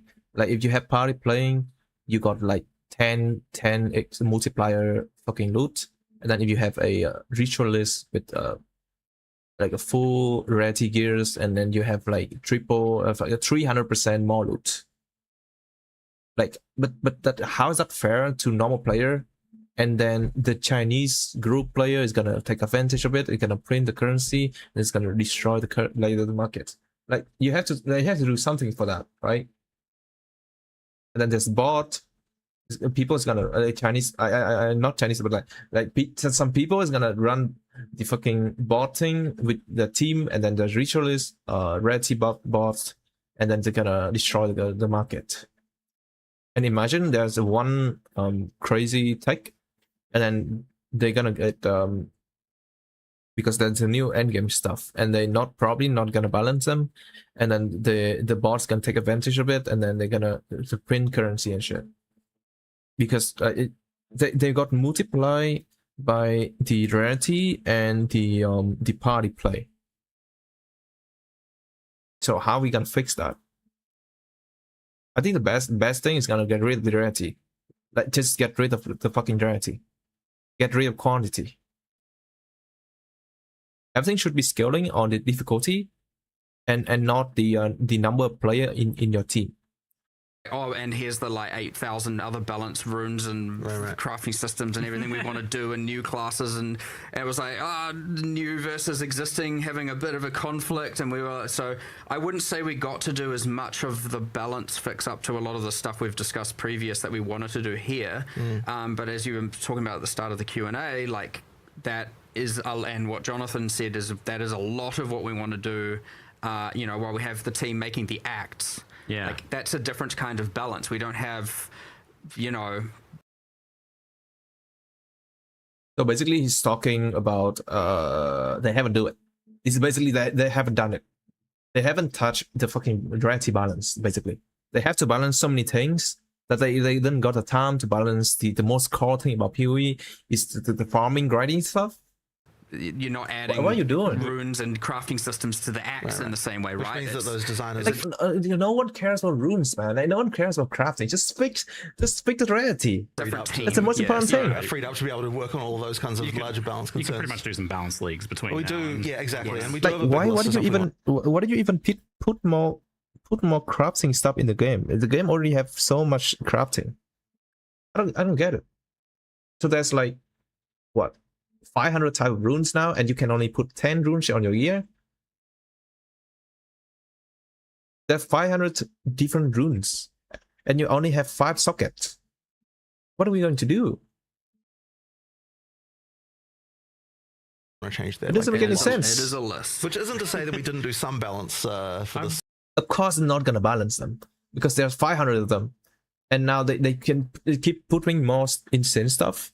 And they forgot about how to balance them because they obviously doesn't know what are those used for, what builds are those used for, what new skills. Just randomly putting random stuff, and they're not gonna balance anything. And they wait for the player to figure out what's overeating, and they're gonna fix it after that.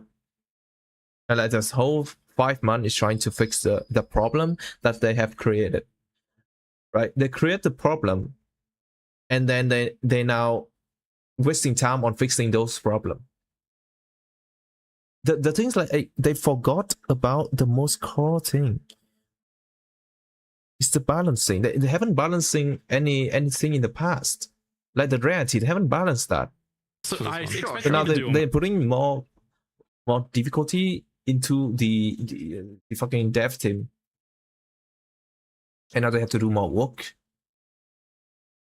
Almost none on this one, given the scope. No, but there's definitely some. There's some important ones too. Which we'll cover a few of those. Got some Chronomancer stuff. There's a whole.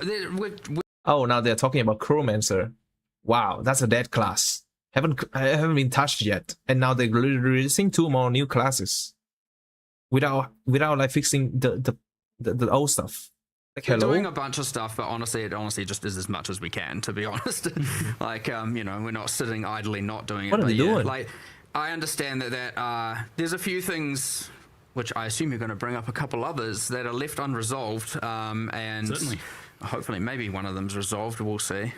Well, the next one was Rarity, reprising our earlier discussions on Rarity from the last Q&A, where you were saying that you were eager to at some point remove. Okay, he's bringing up the Rarity. Let's see what they said. Rarity from I am interested in doing that. It's still a question of what we can replace it with, but there is one other change to talk about around that is a bit more subtle, and I don't know whether it will matter or not. But one of the things we identified, look, the thing people often say with Rarity is they just don't want it to give currency. Yeah. That's like a common thing that they'll say. Like people who say they want to keep rarity, they'll often say, "Oh, but it should. You could just remove the currency from it, and then it'll be okay." So what we were thinking about is like, there's this sort of market dynamic that goes on in PoE 1, but hadn't been going on in PoE 2 so much, where people couldn't really respond in PoE 2 to the market by like picking the reward type that they would like to get as much. Yeah. So in PoE 1, it's like if currency is becoming more valuable, you can respond to that by farming leagues that give you more currency. And if uniques are becoming like more valuable, then you can respond to that by farming more uniques and that kind of stuff. So there was like a little bit of an aim here to make it so that the league's a little bit more like by picking what league you're also picking more of what types of rewards you want to get a little bit better, which can mean that like if there's a gap in the market, you can fill it that way. Yeah. So basically, just put it more content, and we can choose the reward we get without having effect by the rarity, right? Without having effect by the rarity. So that's good in PoE 1. There's a tree, there's a tribute, the loot from ritual is random, the loot from on bridge is random, like everything is random. This is not affected by rarity in any way, unless for the maps. Even the maps mod, like only increase a bit rarity and quantity. So that's limited. That's limited to them. Yeah, that's going to be one, but it's not the case in PoE 2, especially with the Vow Temple. The Vow Temple just break the game because it's have like what 10,000 increased rarity and 10,000 increased quantity. It broke the game. It's obviously broke the game, and people is not happy about that. Even though it's fun, but it's just like it just show how bad rarity system in PoE 2 is. And that should result in like more price. We're getting total economist here right now, but it'll mean that people can respond to the price signals that the market is giving them by farming the correct thing to like get the thing that like the market is valuing more right now. So we're actually seeing that phenomenal difference between the two games on like the economic. True. I see what they're talking about here. So, basically they are two different games. So in PoE 1, you can do content and get reward. But in V2, the game is trying to giving you more content inside of a map. So one map should have like 1 billion type of contents. The Atlas tree, there's like 10 types of there's bridge, there's spirit, there's strong boxes, there's ritual. Everything is in one map, and there's nothing is trying to buff the reward outside the rarity. Like if you have a billion content in one map and you got a bunch of loot, right? The only thing that buffs the loot rarity is the rarity. I think that's basically what he's talking about here. So in PoE 1, we can put scarabs in. So for example, if we farm a strongbox and we put scarabs in, we got more currency and stuff. But in PoE 2, there's nothing like scarabs. Oh, scarabs. The scarab is the biggest influence here, and in PoE 2 we don't have that. I think that's the problem, and now we have to scale the loot with the rarity and the quantity, right? That's why rarity and quantity in PoE 2 is so important. Statistic level. Well, I think it's not so much looking at the statistics, but just realizing that like without the ability for players to do that, it can mean that you can get endless inflation in one thing because people aren't able to respond to that by effectively getting more of that thing to drive the prices down again. Like so that kind of stuff. Oh my god, is he blaming the people? He's blaming the market. That's crazy. Okay, so he's saying that if Headhunter, right? If Headhunter price is going up too high, it's not because the divine is dropping too much. It's because no one is farming Headhunter. Like Headhunter is becoming like 100 divine in the first day is because no one is farming Headhunter.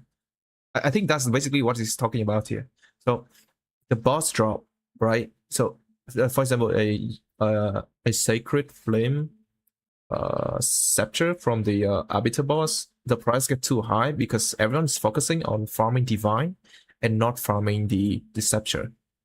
Actually can matter, and so one of the things we have been doing is making it so that here's a league you can farm more to get more of this thing, and like so he's talking about like, okay, you can do this to farm more scepter instead of this to farm more currency.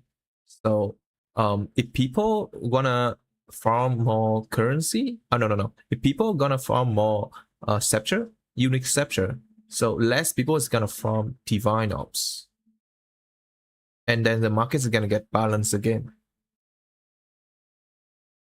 So he's blaming the market, not blaming the system. Even with regard to something like Breach, because you can pick, like, you know, there's mods for picking what type of womb gift is going to drop more often. You can be like, okay, if currency's more valuable right now, I'm going to pick that one. I'm going to have that tree be the one that I'm getting more of, and that kind of stuff. So it's like giving a little bit more control over what the rewards are, which should actually lead to a bit more price stabilization here as well. But we'll see how that works. Like, I don't know whether that's actually one of the things, but it does. Bro, it's about the rarity on the gears is affected too much onto the loot. Rarity on gears affect too much. This is a situation in POE 1 though, because there's a point in League we go for full rarity items on the gears just to farm Headhunter. And then after a week or two, people just give up the rarity on gears and go back to the raw power. Because now they can farm Bridge, and then Bridge can drop a lot of Divine Orb, so they don't want rarity on gears anymore. So in PoE 2, we basically can do that. We can use rarity if you want to farm more unique. We can drop rarity if you want to farm more currency. I think that's what he's trying to say here. Seem related to the fact that in PoE 2, since rarity. So like the rarity buff or rarity balance is not in their concern, right? It's all about the market and what the market wants. Does the market want more items, or does the market want more currency? I think that is okay, but the unbalancing here, the unbalancing things here is the team play and the bot, right? People can use bot to farm whichever the market want, like 10 times more efficient than a normal people. Like a normal person is playing the game, which make it harder to receive an item. Because, so for example, if the market want a Headhunter, the team players and the bot players is gonna do that. So it's gonna farm a lot of currency, and then people cannot use currency to buy the thing anymore. But if people can have more access, if people can farm more items, then the currency doesn't mean anything. The thing is, like, the currency is still going to get to be trash. So for example, if more people farm currency, then more people can farm items. That could also be a problem, right? It's ruined the balance. I think the market problem he's talking about is natural, but the like the team player and the bot players are not natural, and they can be controlled. I think they should get control to that, right?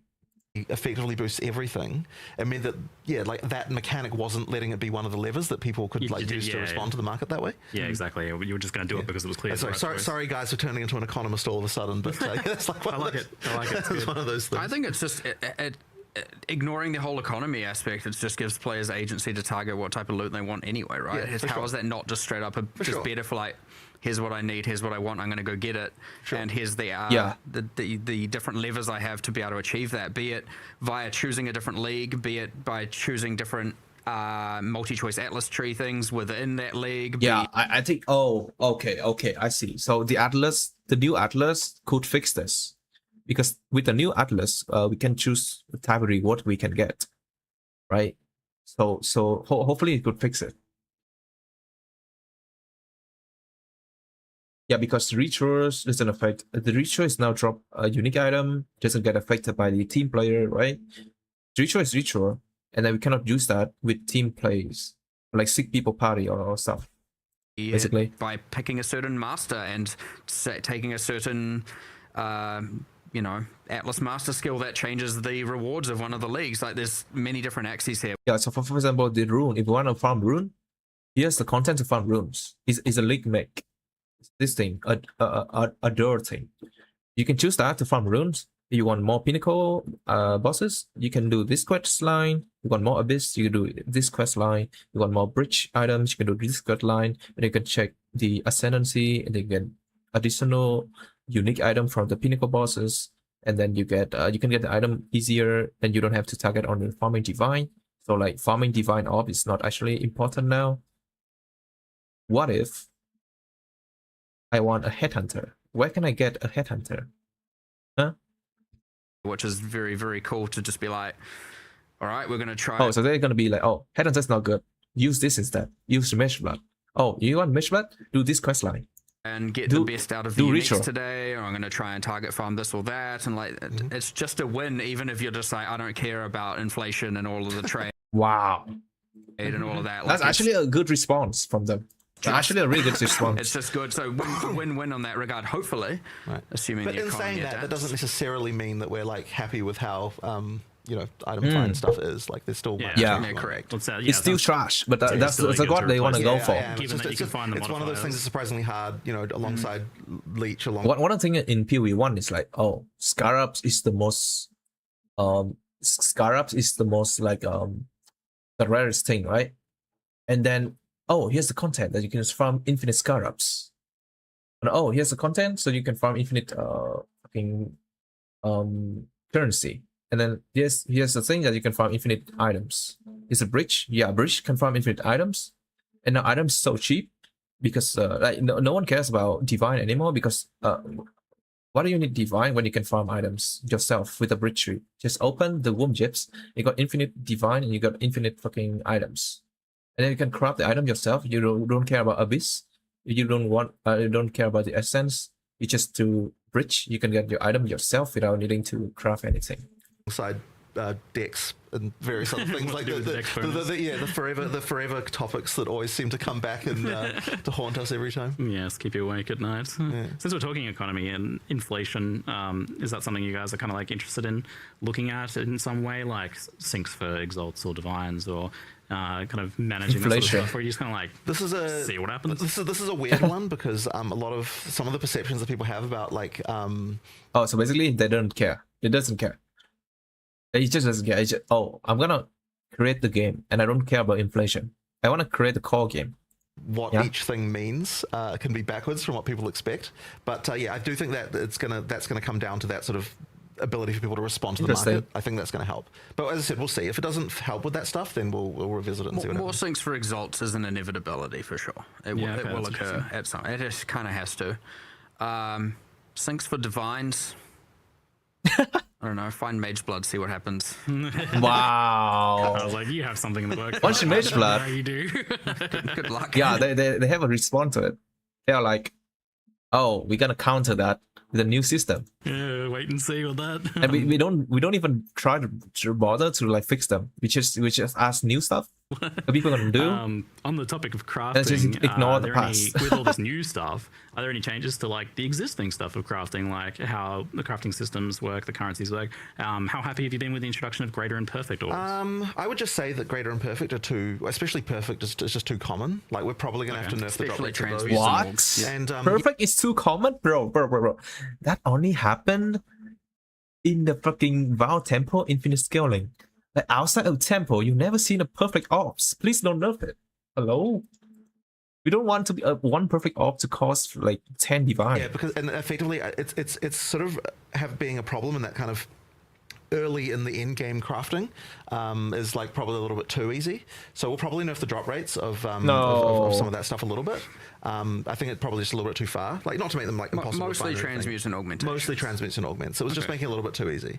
Yeah. So I guess the outcome of that is that they become the norm like immediately, right? sure. So there'll probably be a change there. But That is true because Exalted Orb and Chaos Orb drop too often. like I think that it was just being a little bit too easy to progress in that early end game part there. Okay. All right. Now I'm going to hit you with. I usually do this at the end, but right now, a surprise QOL UX round. What? QOL? So you've got this in-game build planner. Oh, which is an no. awesome addition. That's Very terrible. excited and kind of surprised that you did that as well. It's Build a huge planner is leap over terrible. what They have you to- tested in the they have past to that work on kind of that. went away for a while, which was like the ability to plan passives. Yeah. So I guess that was the reason why that went away. It's since you had a terrible. bigger, I'd rather just use POE, right? project in mind. Just use POE, I'm man. curious, what? There's so when you much take a more different angle on this, tools. What don't you want to do with this? Like, where is the line of where you don't want this to? Because this is something that helps like players a lot. It's very in-game. It's, Right. Well, some people have asked us, like, you know, are you going to suggest builds? Like, is GGG going to be like, here's some builds to play and that kind of thing? And I don't want to be doing that. I do want to leave it to the community to decide what is that stuff. So that means we're not going to be... just created a what I tool, don't want but it a to tool be is, is like, okay, you too like join the weak. game for the first time and the game's like, pick a build, you know? Like, that isn't how it should work. Like, it needs to be that that most... I mean, look, I know that a lot of players want to follow build guides, and that's absolutely fine. We want to give as good of tools as we can for that. Biggest At the elephant same in the time, room. like, I still You gotta want follow a the guide, desirable not create theory yourself. of the game to be that you join the game having never played it before and you just explore and find the stuff that's interesting. Yeah. So, you know, but then, like, if you're already going to a website to find a build guide, then at the point you've done that, like, we might as well make that as easy as possible for you to do and follow and all that sort of thing. So We've actually made sure to keep it hidden unless you know to do it. Oh, so unless you it's like, basically drop you don't the open file your in. passive tree and it's like load file. Okay, so there's talking about like how they're gonna keep the exploring, so they're not gonna they're gonna not gonna show it whenever we want to do it in the first place.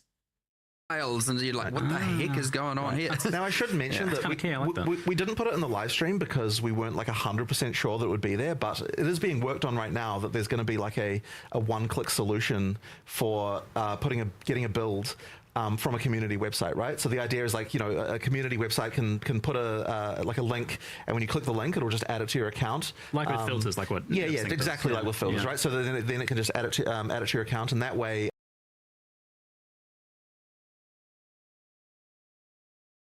A filter. We can make a filter, and then is it gonna drop every piece of gears with the bill, and then it's just You ignore don't have to everything else? screw around with files or anything, and that's important for console players as well because they obviously can't put true. files on the console. Bro, like who cares about console? Like you get a PC, basically, man. They'll be able to, you know, add it to their account just like an item filter, and then now it's just going to appear there and then stuff will work. I know right now you have to have a real trust in your filter creator.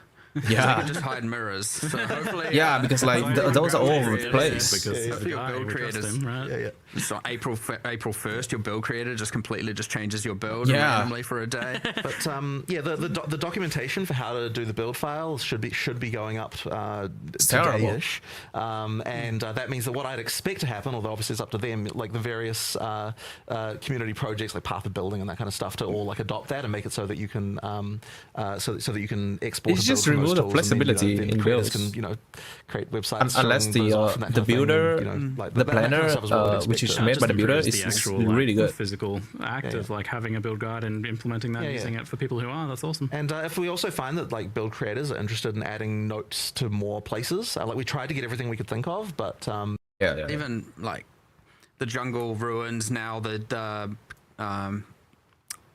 lakes in Keth. Yep. Right around Kabbalah's section, the boss there is only Serpent Clan. You don't.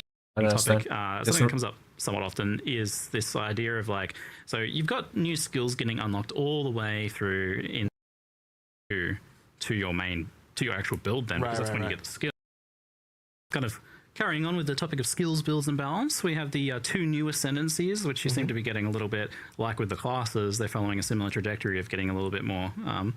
A little bit extra, a little bit more high effort each time. So, Well, as we kind of learned from POE 1, like you know, we have changed some, but Ascendancy class and it was a little bit off. So TBD. But like a classic, another minutes from previous.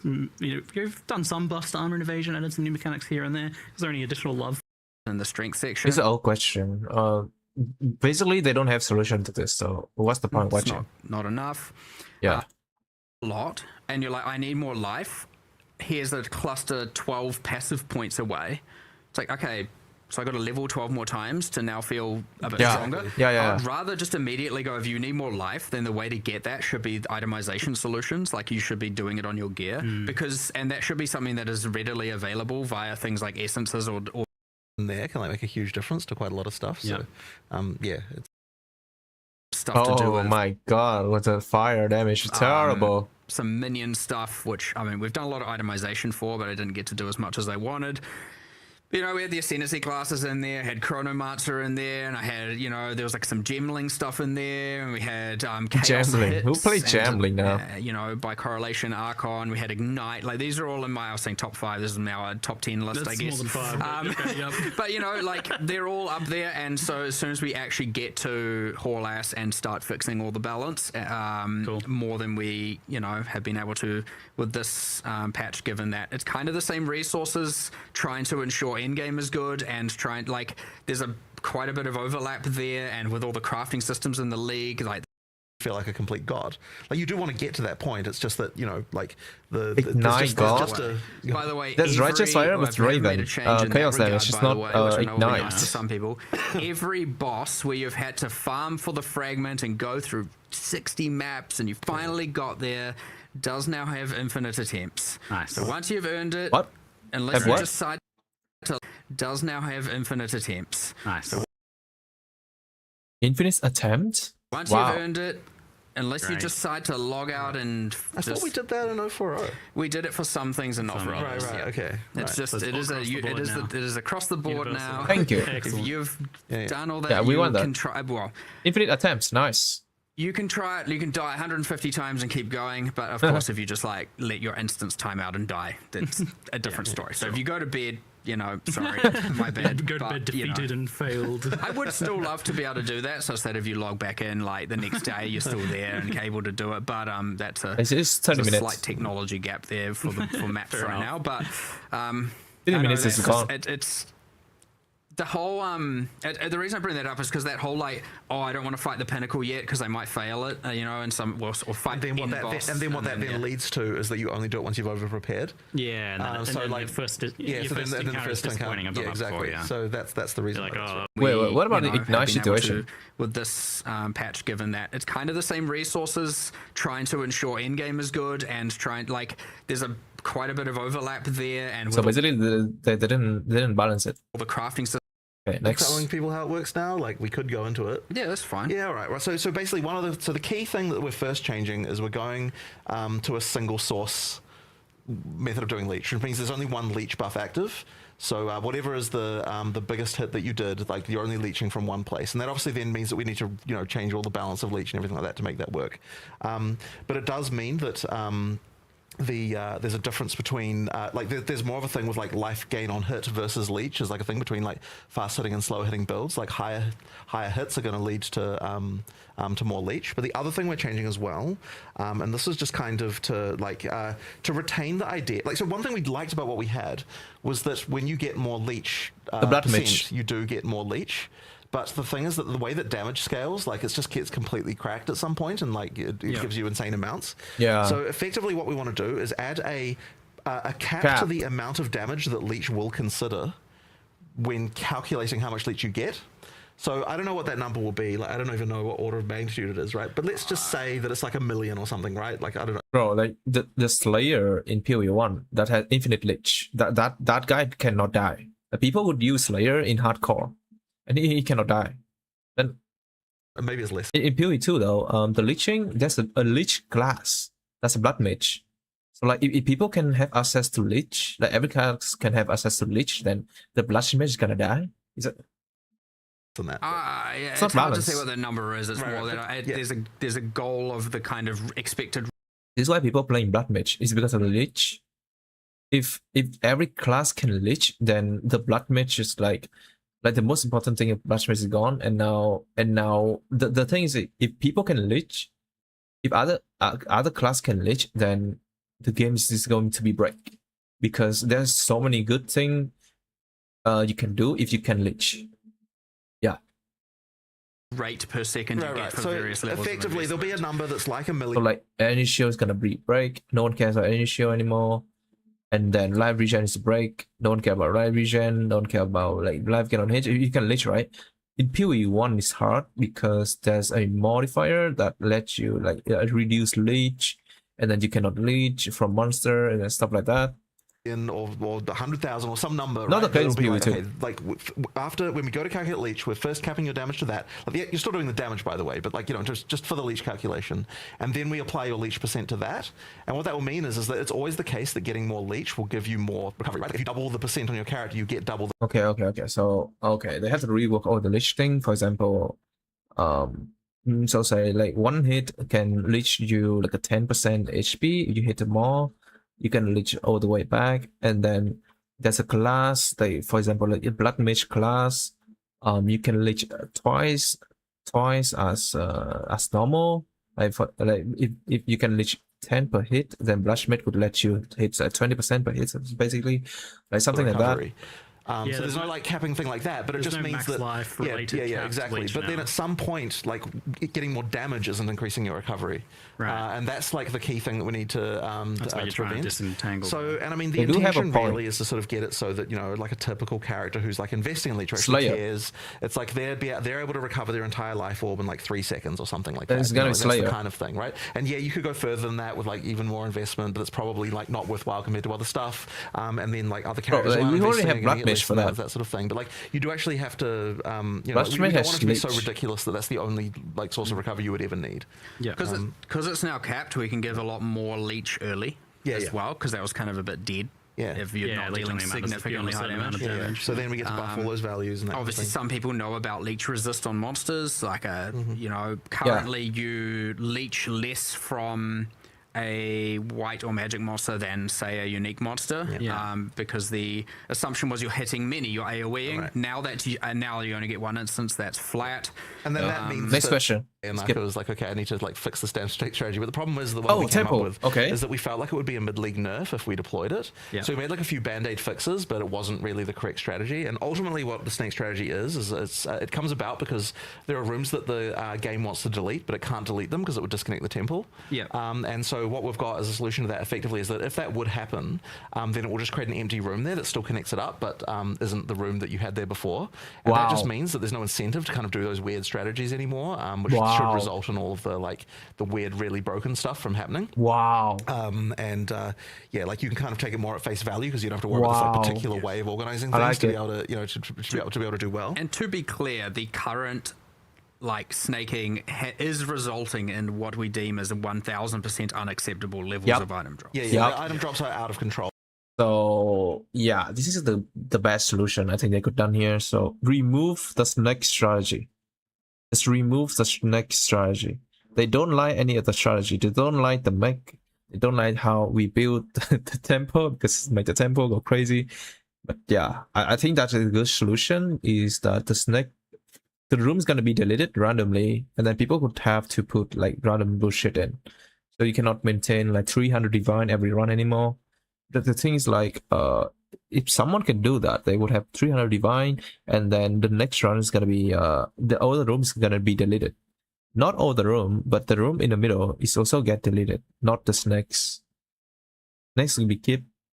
That's how we wanna play it. Actually, that's how we wanna play it in the beginning, until they got the snakes thing, right? The snake thing is gonna ruin the tempo. It's make the tempo less flexibility, and it's make the tempo go like unbelievably like infinite scaling stuff. So yeah, I think snake thing, they just remove the snake thing, and tempo is gonna be good again. But yeah. Due to that. Out of control. But there was just there's always the situation when you've got the stuff where like we would love to nerf it, but you can only nerf something like that if it hasn't gotten too out of containment. It's already get out of control. Feel like like 10% of the player base have like gotten, well, then I can't do it, and like you're pulling the ladder up behind them and that kind of stuff. Exactly. It just doesn't feel good. So the whole thing. We just sort of had to let it be. And the thing that sucks about it is that it can like make people's perception of what the correct level of item drops is to be incorrect, and that can then mean that like when we don't have the like bananas temple loot going on, that people like might not be as happy with that. But bro, like just look at my old videos about the temple. It was crazy. It's like unacceptable, but we do it anyway. But like the thing is, like we get boring so fast. Get bored so fast. It's unlucky. Oh yeah, this one. Look at the loot. It's everywhere. Bro, like, what the fuck was that? How's that fair? It'll be a thing that, like, you know, 1 league down the line after they've forgotten about that part, it'll be okay. But yeah, like that was it was out of control and we didn't love it. That being said, like there are also some. Did you get the extra reward stuff for the reward rooms? Is that like we've done some buffs to the reward rooms. So basically, just like if you play it conventionally, there's some buffs to the rewards when you're like for the stuff that was like pointless to do before. So in particular, the reward rooms that you get for killing the architects, like those weren't good enough. We want to make sure, you know, so people weren't even bothering. There was a strategy where people were using. I like what they're doing here. Get quick at Zeri runs and stuff as well, and we fixed that problem. There's a bunch of algorithmic problems with like how rooms get deleted or decide to get deleted or swapped that have been changed such that there's not like some of these weird.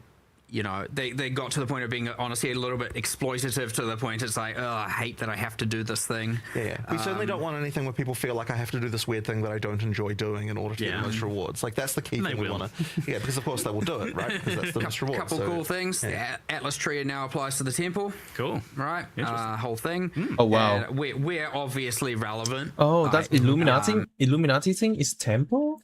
Oh, there are some cases where obviously there's no summoning circles in there, you know, and obviously it has its own Atlas tree now. Now that it's cool, and its own entire quest line on the Atlas, we can go there and do the thing. There's a place where it physically is. It's like you get all the points. Wait, they didn't talk about that in the review thing. Parts of the tree that are blocked behind killing the architects, so you're getting like little unlocks and stuff like that. There's supposed to be little districts in the city where like you kill the architects and now this district is unlocked and you can go in there and little things. Yeah, there's just little things. Sort of exploring that. Very nice. Yep. Production, could I request a brief intermission for us so we don't have to rush the rest of the endgame discussion? We'll be right back, folks. Okay. Firstly, I'm very happy to see that the world looks like an actual world now. Yes. It's an atlas, an actual map. It's where you go and do exploration. So was this kind of the goal for the outset when you were making this whole world map style atlas from the beginning? Well, okay. I think that I didn't realize when we were making it the importance of having those fixed locations, like knowing where things are. Okay. And like, so it's like we wanted it to feel like there was a world of stuff to explore, but I think that we did make a mistake in not necessarily like realizing that, you know, it is important that you can get your bearings and that kind of stuff initially.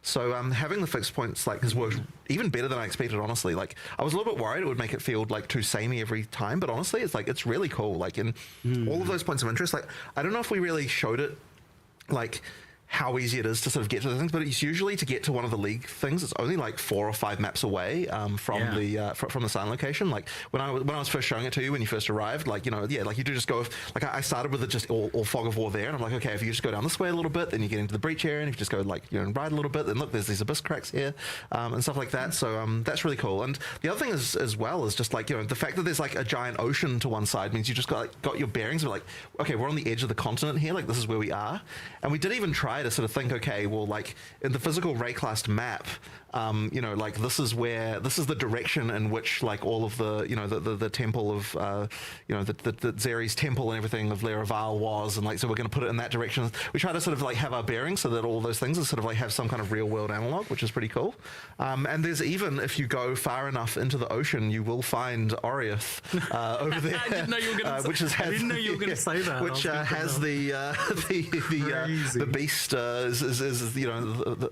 apocalypse is there. So it doesn't actually do anything. Like there's not a reason, but it's like we wanted it to feel more like this is actually like 5 and 6 for that. Right? Yeah. So it'll change later once we've got the rest of the campaign in. But I'm like that it's going to have things like that and mechanics like that.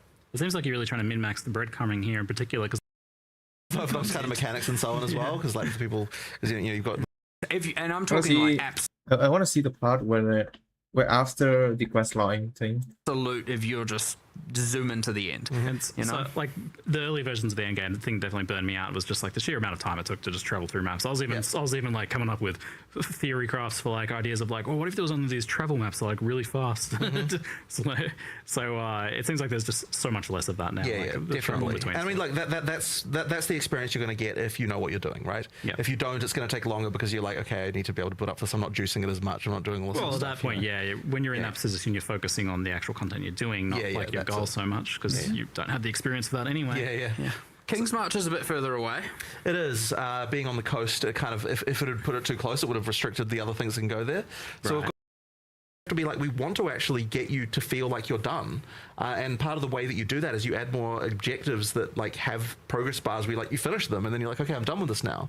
And so whether or not you want to do all of them or not, the key thing is that there is a point where you finish the fortress, you've got all the points there, and like there's progress bars, and like there is a point where you do, you know, you finish the league. There is a point where you finish, you know, all of the other league mechanics around, and then, you know, and then there's, for other people, there's challenges, right? Like part of the reason we wanted to add challenges in this one was to see, like, there's quite a lot of people who just like the thing that their goal for the league is finish the challenges and then I'm done with it, you know. And so it's like it's just another one of those things that POE 1 had that can give you an objective for yourself, so that you know when to quit, because ultimately the goal is, you know, like we want you to play when you have a great time, but we want, when you decide to leave, that you come back with a plan to play again next league.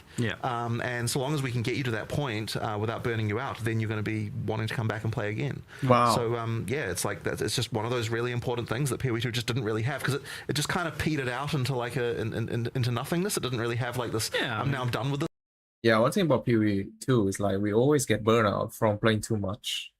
We're playing because of what, right? We're playing because of what? Now, ultimately, it's just about having cool core goals. Exactly. Like, and then you've got nice clear goals for that now. It's probably like Fortress plus like a specific league mechanic. They're gonna be like a big statue. Maybe you want to do all of them, or maybe you don't. But the key thing is, whenever we like, finish you the get to that challenge, point, you know when you're done with it, and you know we've got those progress bars that can pop out the sides, so you can sort of see at a glance. Like, here is my like in-game completion of like how much of that stuff they've done, and you also know, by the way, that when you do finish that progress bar, that you have seen all the major content that the league has to offer in terms of like, you know, you fought the pinnacle boss, and yeah, there's more uniques you could get and more things you could farm, but you know, like that stuff is really extra stuff. It isn't really the core of the experience of that. So yeah, that's part of what we want to do. And at the same time, for the people who never quit, the infinite Atlas. Of course, we want to make sure that stuff is better, of course. But you know, like at the end of the day, like it is still important that infinite Atlas significantly better. Well, it is way better. Yeah. Way more chase drops to get. And Mage Blood. You know, like it's so much more crafting that you might want to min max. Like there's just a ton, and you could be like, I'm gonna go farm the land, the not ocean. Okay. You're gonna go farming mechanic confirmed. Is that what we're talking about? You're gonna go farm the infinite land. Time to retire down to a nice life of farming. basically, we get points and we can finish everything, and then we drop it. Is like people are like one portal. Bosses like that, you'd be removing. That's probably it. Board design. Conceptually, as I said, like with the you know, the way that I mean, I don't have much to spoil about that, but like the way that, you know, you bring in some entities to help you with that, and like it, you know, it reveals the like, playing with the mechanic of the light and all that sort of stuff. Like it's just pretty cool. The tale of light versus darkness. I think overall the end game is good. The progress is probably good in like the first week or two. Got a challenge done in probably a month, and then we out. Yeah, we out basically. It's all right. The in-game client, we have added the ability to price check items you can find. Most people doesn't bring as much, right? On May the 29th. With the patch notes being released on the Friday before that, on May 21st. You in eluding enemy hits with the Divinity Dodge Roll effect. As you sprint, actual Divine Lightning wings will form out of your back, leaving a trail of radiance as you engage or escape from combat. For situations that are too dicey, most people quit after a month anyway. To send down the Storm of Divinity portal to create a safe passage for you to retreat through. Adorn yourself with the Knight of Divinity armor set, a highly revered print. I think the portal is really cool. The merchant here is really cool too. Probably get this, and then I got a wing, and it doesn't have the body effect. So like we basically have to buy both of them. Yes, this one doesn't have portal, and it doesn't have the character effect. That this one just have two of them, right? Dodge roll. Auto character effect. Yeah, maybe bought this and this. I got both of them. That's pretty good. Alright, I think it's probably the thing now. I go off for a bit and then get back 44. I think new build 44 though. Yeah.